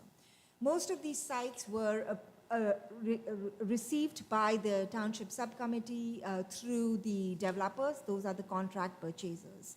And we believe that the site is available for development. Whether they are available through infrastructure, as my previous colleague pointed out about the Jackson Township MUA plan, again, we are taking a proactive approach. We reached to each of these developers had to provide us with the feasibility. Is there enough sewer? If not, what are the alternatives? Is it possible? Have they had dialogue with the MUA? And most of these have provided us with some kind of prerequisite of review through their engineers showing that there is adequate sewer and water infrastructure available. Is the property suitable? Again, looking at the surrounding land use and mixed use, there's a mix of commercial and residential use on this site. The site is not encumbered with high flood hazard or wetlands. And is it approvable? Approvability is determined, again, if the township adopts an overlay zoning to permit inclusionary development, which is what is being achieved here. The second example I want to give you is a pure residential, again, giving one mixed use and one pure residential example. That would be the Harmony Road development, and I believe that is, it's going to take me a minute to find because I was staring at this map for too long. It's on top, it's the northern, again, portion of the township. This, again, it's what I call residential district, or would be, we believe we'll get about 15 affordable units from this site. It is developable, site is currently not in sewer service area, but it is adjacent to a sewer service area. It is suitable, it is surrounded by residential area, that's why this site is being considered only for residential and not being introduced with commercial development. Again, just south of it is what I talked about, the Chandler Road. So again, the neighborhood commercial need for the area would be met. So this is one of the sites that would be purely residential, and there would be an overlay zoning that would be adopted that would permit the inclusionary development. The condition is that they have to do and set aside of 20% in this zone. So overall, as I said, there are 17 sites spread throughout the township of Jackson that will help Jackson Township meet its 1,000-unit obligation. The plan from here is, the plan, if it gets adopted tonight, would be submitted to the courts and then reviewed. It would be reviewed by the settlement entity, the Fair Share Housing Center. It has to, again, pass the test, which is why these sites were taken into consideration and met those 4 parameters. And that would, again, assist Township of Jackson and protect it from the immunity of builder's remedy lawsuit. This is a synopsis of all the sites that I mentioned. Again, I apologize because of the time constraints. I've gone through some of them, but you can see the number of affordable units that each of these sites would provide. They are hefty numbers, again, to meet our end final goal of 1,000 units. I think I already mentioned about the density that we've kept in mind and the site suitability of each of these sites that have been kept in mind. In the end, again, these are our elements and these are our fair share plan that we have kind of, it is, I would say, more than 600-page document if put together, and we've tried to kind of provide a synopsis of it within, well, I exceeded more than 1 hour, so sorry, Mr. Bernstein. But in conclusion, what I would like to tell and kind of bring it home with this following statement. The comprehensive master plan provides a blueprint, a policy guide for the Township of Jackson to navigate its future growth and development. The idea is to see growth in the township in an organized and efficient manner that would ensure there is sufficient infrastructure that exists. It provides for updated circulation. It provides for quality of life by providing open space, recreation, historical resources. It provides access for your new residents, for your existing residents to neighborhood commercial. It looks at economic growth and ensured a planned growth for the entire township. The policy guide is to create a checklist for your governing body to ensure, to prioritize, and create ordinances that will ultimately rule your land use as well as impact the township. This document, as I mentioned, is more than 600 pages, and I would be amiss if I don't say this, that this has been developed through input from various of your township officials as well as professionals. The board engineer, the zoning officer, your board attorneys, as well as your thousands of volunteers such as your planning board and zoning board. I would also like to acknowledge the significant contribution in creation of this document through your master plan subcommittee. They have selflessly dedicated hours of time in meeting with me and my colleagues, steering us and providing us some background information on Township of Jackson. They have been key in getting us, interviews or meetings with different officials in the municipal township. We have really benefited with local and historical knowledge from each of these, as well as your township members. I would also like to thank the members of the public that have contributed in providing a very constructive dialogue in how they want to see how to make Jackson move forward. We had several residents show up for the initial meetings. I believe they have voiced their concerns through the website that was offered to them. And we want to thank everyone of you in contributing in developing this project. In the end, I would personally like to thank everybody, every resident of Township of Jackson, as well as every official in Township of Jackson for giving CME Associates the opportunity to work on this significant project. Thank you. Thank you. Now, since we gave people an opportunity to look at these things that are displayed earlier, I don't think we'll take that break now. What we will do is we'll leave these up for a short period of time after the meeting is over, so anyone who wants to take a look at some of these displays can do so. In the meantime, I would like to ask how many plan to ask a question, come to the podium and ask a question of any of our experts here tonight concerning the master plan and the affordable plan. Raise one hand at a time. Okay. So we'll give you 5 minutes to ask your questions, and we'll figure out who will be the best person to respond. So you may come to the podium. We will open for public session. Yeah. I think we have to take a motion to open to public. I'll make a motion to open it to the public. Bernstein? All in favor? Aye. Welcome. You have to, would you please just give your name and your address, please? Absolutely. Josh Schmuckler, CEO of New Lines Land Consultants. I live at 61 Canary Drive. And I thank the gentleman for allowing me or asking me to go first. I appreciate that. First of all, thank you to the board, to the members of this of CME who put together this amazing, fascinating plan. I had a chance to listen to your presentation tonight, and it was really very well given, so thank you very much. I'm sure it's a lot of work, 600 pages or so. It's not a small task. A couple things that struck me is I know you put up the critical EMS, police, fire, the map and all the critical resources. I happen to be a volunteer paramedic for Hassel EMS. If you've not heard of them, we take care of a lot of medical emergencies both in central Jersey and multiple counties in this area. I did notice that Jackson actually has a bunch of areas that are really missing or could use some infill of critical fire stations, EMS stations. As the township grows, as the population grows, so does medical services, emergency medical services grow.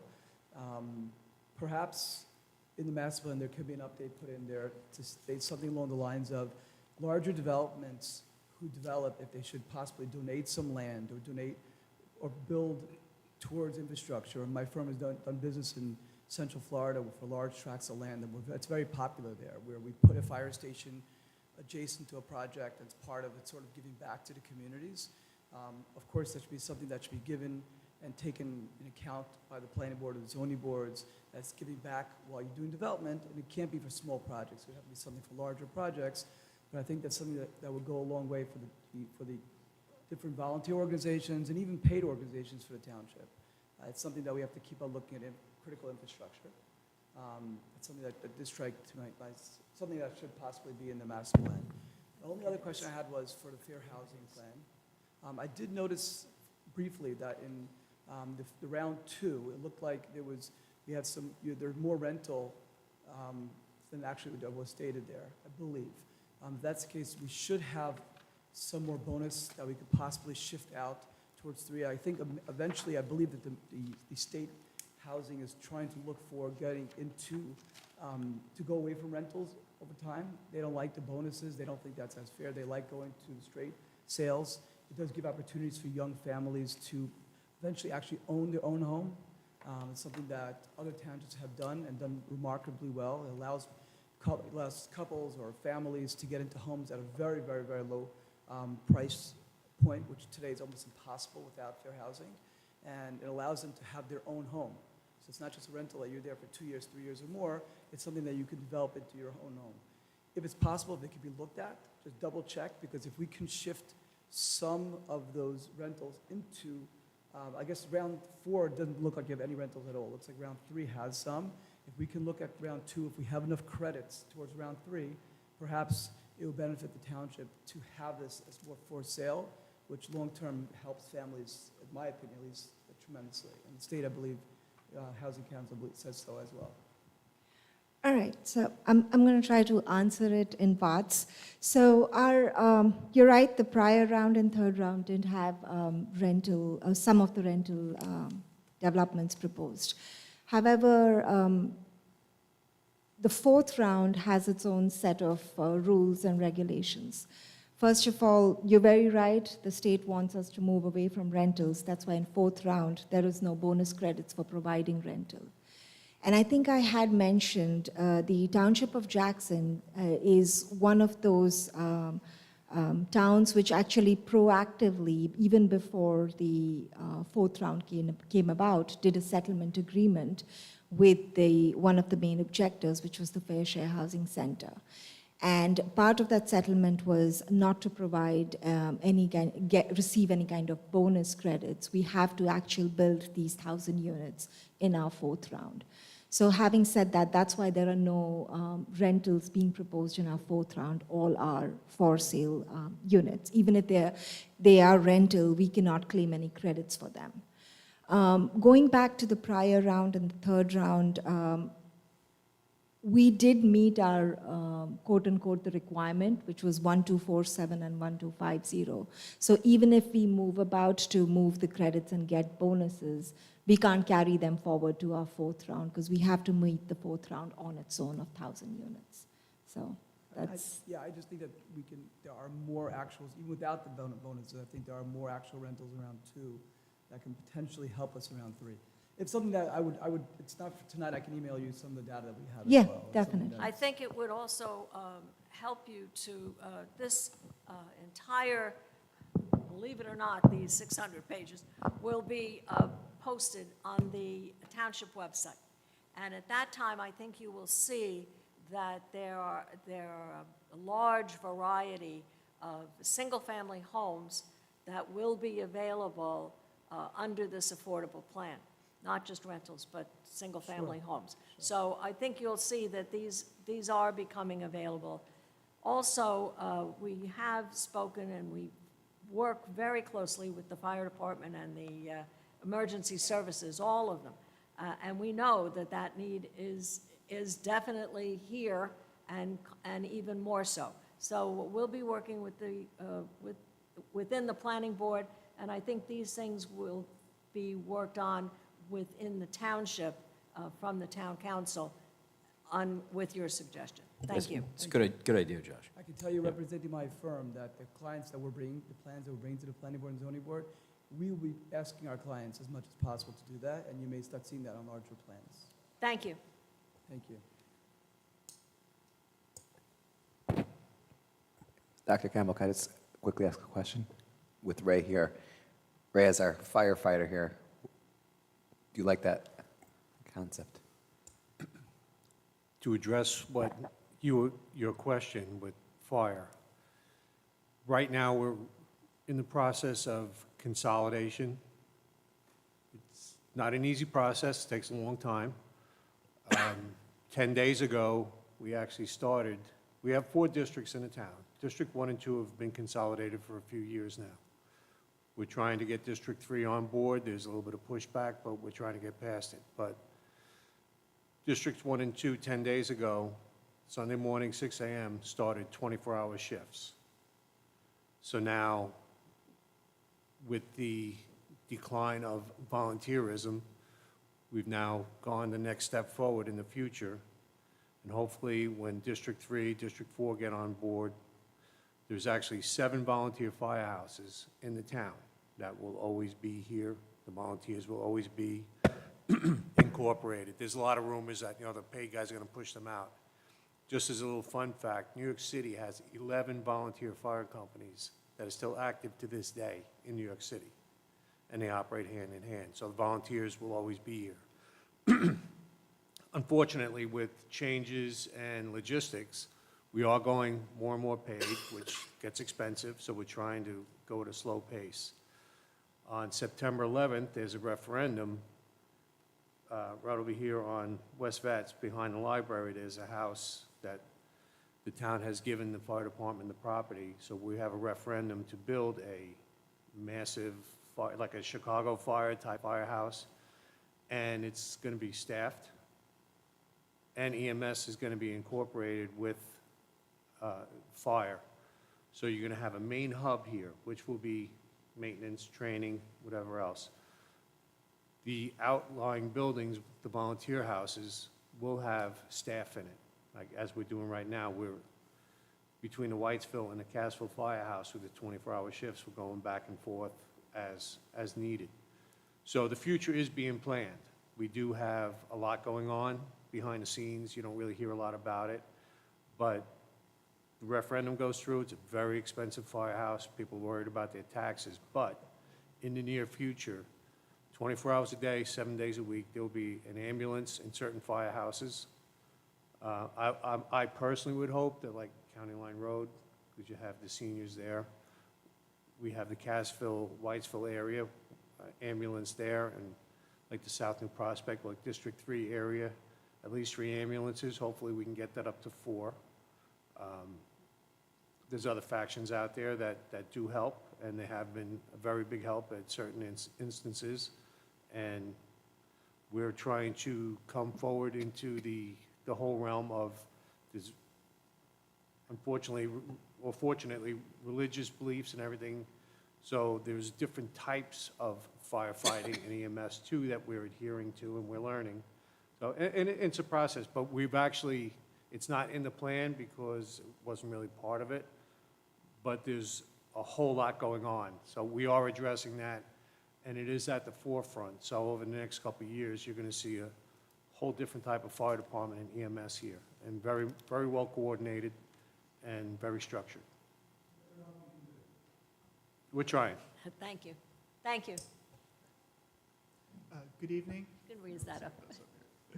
Good evening. My name is Connor Smith. I represent the Air Force and Joint Base McGuire-Dix Lakehurst. I'm a community planner out there. I'm AICP certified. And what I wanted to, my comments on the master plan was first a big thank you for inviting us. Jackson Township is one of the best in communicating with what's going on in the area and your guys' developments. So a big thank you to that. I guess my question is, it's kind of more of a comment, so I apologize because this is question time. But particularly with the affordable housing sites, 2 of the largest affordable housing sites, the Pine Barrens Golf Course and the Groton Road, are close to the Joint Base.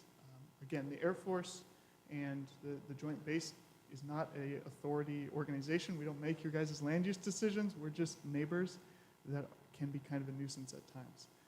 So Jackson Township is under the main approach departure flight track for McGuire and Lakehurst. So you get double airplane traffic, and it's not decreasing anytime soon.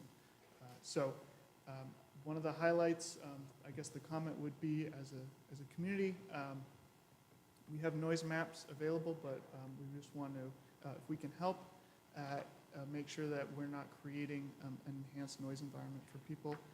What I'm seeing, and I haven't mapped it out perfectly, is not a major concern. So you're talking 50 decibels, maybe 60 decibels max for those housing areas.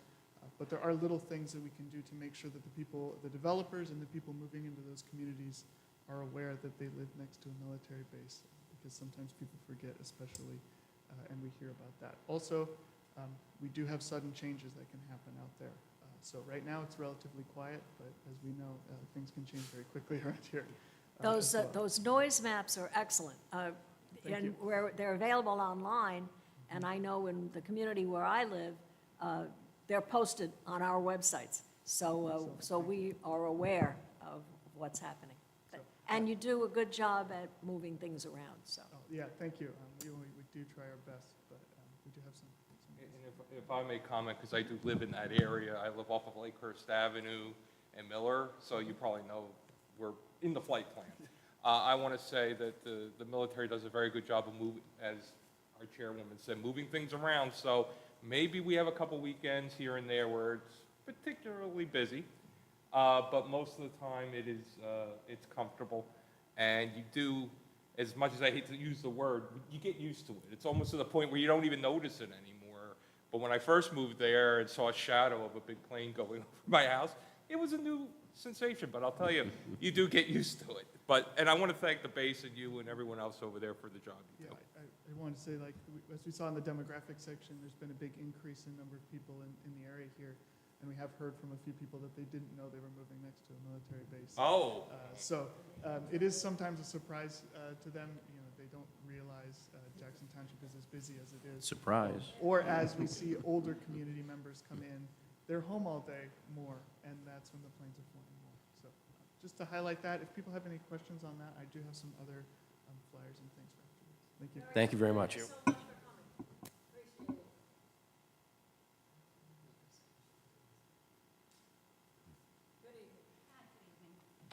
Probably short, we need to bring this down. So this is more of, I don't even know, If you just state your name for the record. oh, I'm sorry, Donna Keidel, and I live at 534 Getz Lane. But Keidel, Keidel. So I went in front of the council at the last meeting about my property on Getz Lane. On the map, it shows FA6. I was always under the assumption I bought it as PV.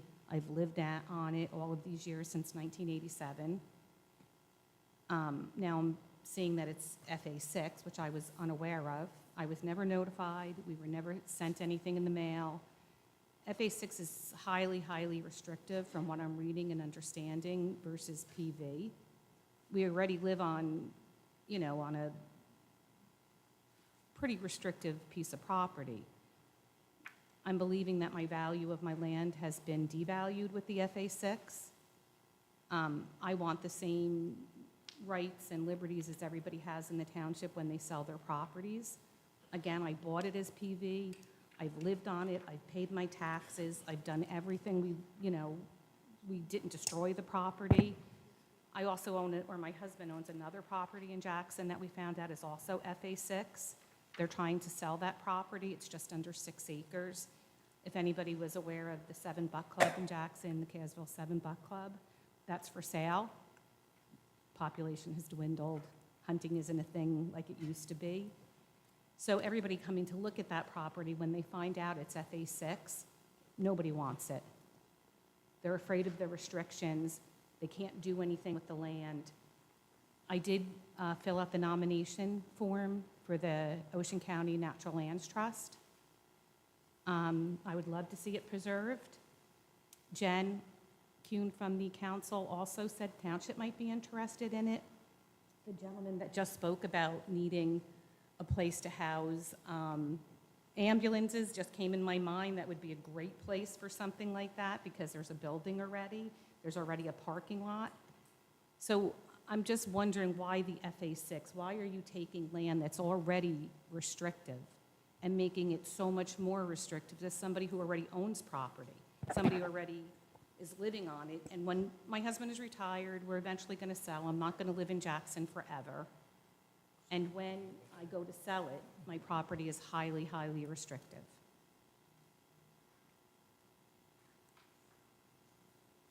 Oh, and I also want to know when it was changed. When does anybody, nobody can tell me when my zone was changed. So the answer to that last part is the map that you see is showing the existing zone. And that's what we've received, that the site is shown in FA6.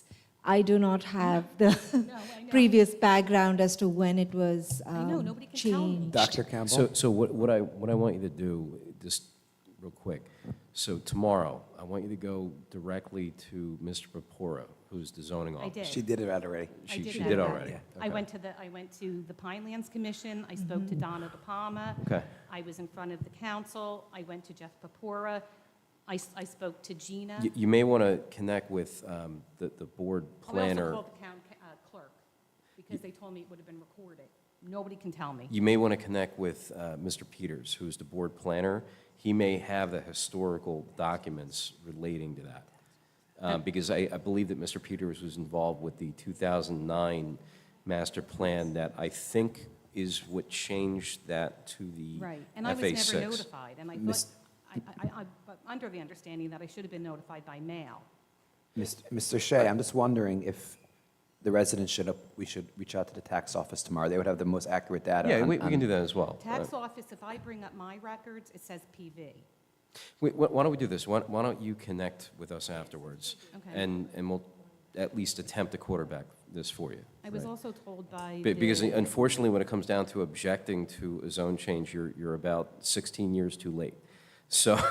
I am, so but I wasn't there's a- notified. There's a and I ti- was- there's a I was told I 45-day could be time frame grandfathered involved. Yeah, I was told I could be grandfathered in at the council told me that. Well, your use is grandfathered then. Right. Your use on the property, it'd be but not challenging the zone itself. So, Right. Isn't it? so we You're in have the to. Pinelands, right? You're in the Pinelands, right? I'm PV. So the town wouldn't, the council without the Pinelands, we would, it would Right, have it to go would to have to go Pinelands. have through the to go to Pinelands. Right. So if there was a zone change in the Pinelands would have had to sign off on that. So there has to be some kind of Yeah, and they connect told the me dots that. here. They told me they had nothing to do with it. Ma'am, Yeah. if you don't mind me asking a question, what year did you move? 89? 1987. Oh, 87. And I was- would also suggest possibly reaching out to the Pinelands Commission, as our attorney stated. They may have record of when it Right. changed. So- I already did, and they told me they don't have it. They And that- said they didn't have it? Yeah, they said I should go to the clerk, and I went to the clerk. I went to everybody that could possibly, but my point is, I was never notified, I never had my due process. If it was part of, yeah. individual issue, so maybe we can help you as an Right, Right. Right. Because that's technically not part of what we're doing. and they told me to come here. Right. Well, because your zone is existing, and it's, Right. I don't believe it's changing in this. No, So no. in this iteration, Right. it's And it not was changing, it changed in 2009 or 8 or Right. something like that. So Jeff Pupora told me to come to talk to the master plan folks. Yeah, let's connect with you Yeah. afterwards, and we'll try to Okay. quarterback this for you. All right, all thank you. You got it. Thank you. Does anyone else plan to speak? Seeing, Seeing do we need a motion? We'll take a motion. Seeing no one come forward, I move to close the public questioning part of the presentation. Second, Bernstein. All right, all in favor? Aye. All right, now, next, I would like to offer the people who were not on this board, who were not part of this process. 4 of us were, the rest of you were. Do you have any questions Yes. of the professionals at this time, I- Mr. I- Rogers? Yes, I do.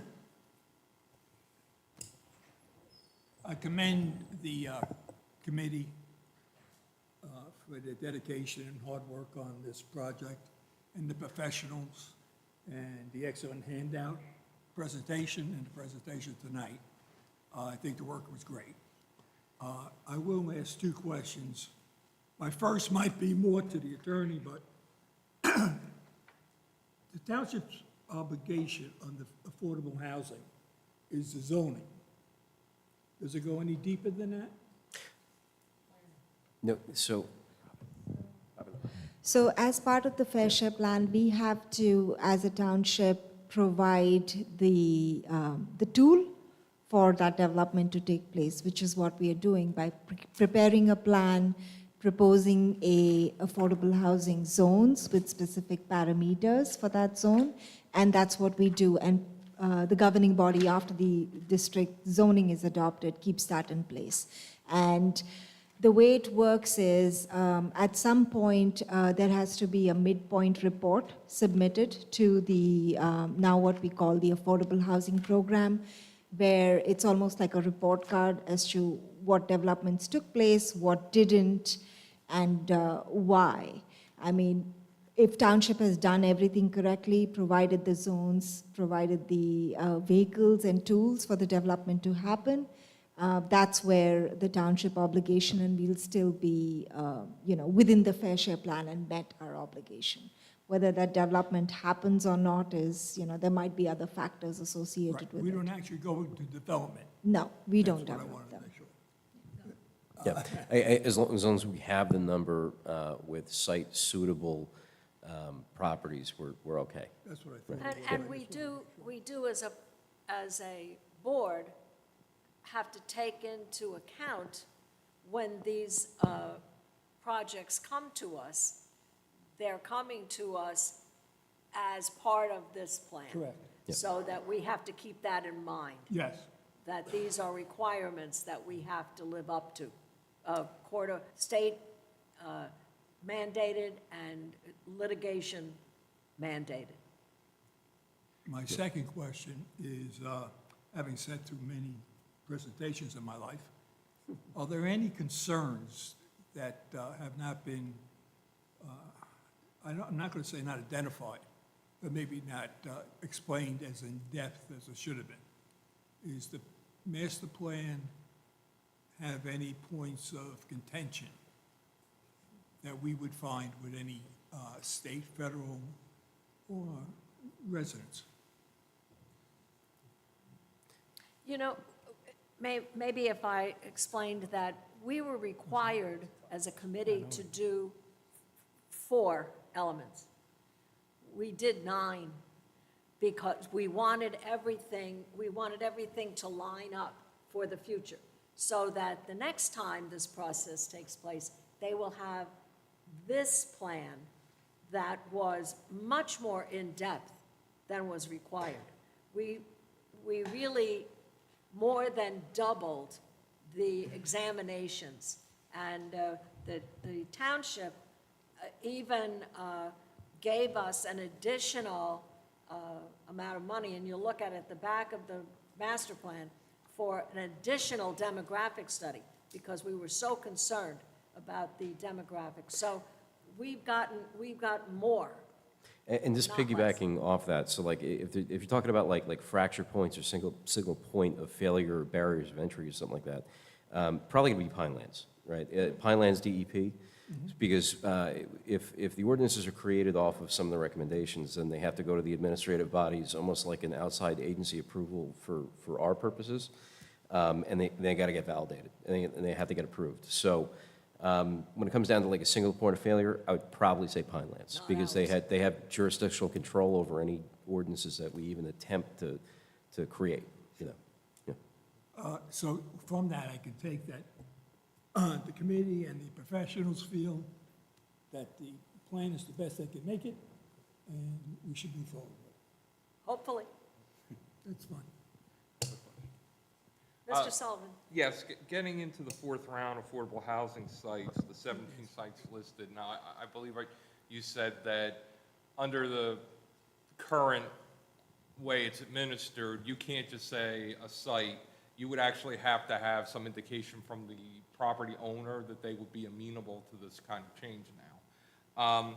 That being said, if any of the sites fell through in the end, or it just didn't work out in the end, would we be accountable for that to fair share housing, or would that be just the way, a risk of things not working out the way you want?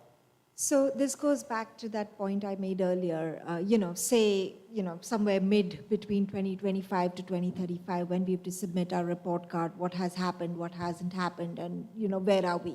Like, there might be some sites that already have approval by planning board or in construction, some that are coming before the board, and some that we've not heard anything about. That's the time when probably township will have to evaluate as to, hey, is this township going to be developable, or is it time to probably maybe look for other sites that may come into fruition? So again, the township's responsibility is to make sure that there is some land, some concept in mind to meet that 1,000-unit number. We don't have to actually go build it, but there might be other factors. There might be, economic factors world over that might, suddenly slump the construction growth. And that all would be taken into factor when we're submitting our midpoint report to the court. And at that point, the court might not just tell us overnight to sit and find new site. There'll be some timeline given to us to maybe look at, why around your fourth site didn't work, or is it going to come through? Is it still a possibility, or try and find some other site at that point? And these sites, we met with people. We met with developers who were interested in doing this. This didn't come out of our heads. This came out of people approaching us. We advertised, we put it out there. If you're interested, please come to us. And we met with these developers who expressed interest in this. It didn't just come out of the blue. So remember, one of the reasons that we're so far over the date that we should have done this is because of COVID. COVID changed everything for the planning, and everything for the building industry, and everything for development. So, there's a flexibility that we will be allowed if. We also have our affordable specialist here. I just want to say, the bottom line is that if when it comes to the fifth round, and we had this obligation for 1,000 units, and we've only had 500, we're going to have to make up for that. So the number will always be 1,000. There will always be 1,000 for this round. The fifth round is going to be a whole new number, probably a whole new set of rules and a new obligation, but we will still have to plan. So it behooves us to try to get that 1,000, because if we don't, it's just going to be added on to what the additional number is, which would make it even harder down the road. Yes. Okay, that's all I wanted to know, and I'm glad to see that it's a living document, so if something doesn't work out, you can look for something else. This is not written in stone. This is open for development, open for people coming forward and offering ideas, as have been offered here already tonight. It's just advisory in nature. So, any other questions? We would be open to somebody making a motion to accept the master plan and the affordables plan? Make a motion that we accept the master plan as it's written. Oh, and the affordables. And the And You affordables. have to add the affordable, too. And the affordable housing. Thank you. And I would second that motion, Sullivan. Let's have a roll call, please. Mr. Bernstein? Yes, I just want to take a moment quickly and thank Dr. Campbell and the entire committee, but especially Dr. Campbell. She was relentless. She never stopped. She kept on pushing the professionals, and I have a good memory of her and Mrs. DeMarzo reviewing and with little notes, making edits, hundreds and hundreds of edits in the last week. So thank you very much, and I vote yes. Thank you. Ms. DeMarzo? I vote yes, and I agree with everything you said, Mordecai. She was amazing. Mr. Heller? Yes, and I echo those sentiments as well. Had a great ride, 18, 19 months. Learned a lot about the township, and really proud to live here in Jackson. Mr. Rogers? Yes, and I also want to commend the committee and the professionals. Mr. Dreamer? Yes. Ms. Rose? Yes, very comprehensive and well done. Mr. Weingart? Yes. Mr. Sullivan? I want to thank Chairwoman Campbell for all her hard work on this. This has been, I would say, a struggle for us all, for the town, and you stayed on top of it. You worked through all the issues that came up. COVID really did make this a much more difficult task. I want to thank my fellow members that were on the subcommittee, Mr. Marzo, Mr. Heller, Mr. Bernstein, for giving your time and working so hard to finalize this master plan. And a lot of times residents may not understand how this is very necessary in our state, that we have a master plan and that we follow the laws and the guidelines of the state and federal government, and that we try to do our best to balance the needs of every member of our community. And I just want to thank you for all the hard work you all did, and with that, I vote yes. Dr. Campbell? Well, yes, of course, I'm going to vote yes. And I am grateful to the public who did give us some great ideas. And to CME, I thank them for their efforts. We spent a lot of time together in the last 19 months.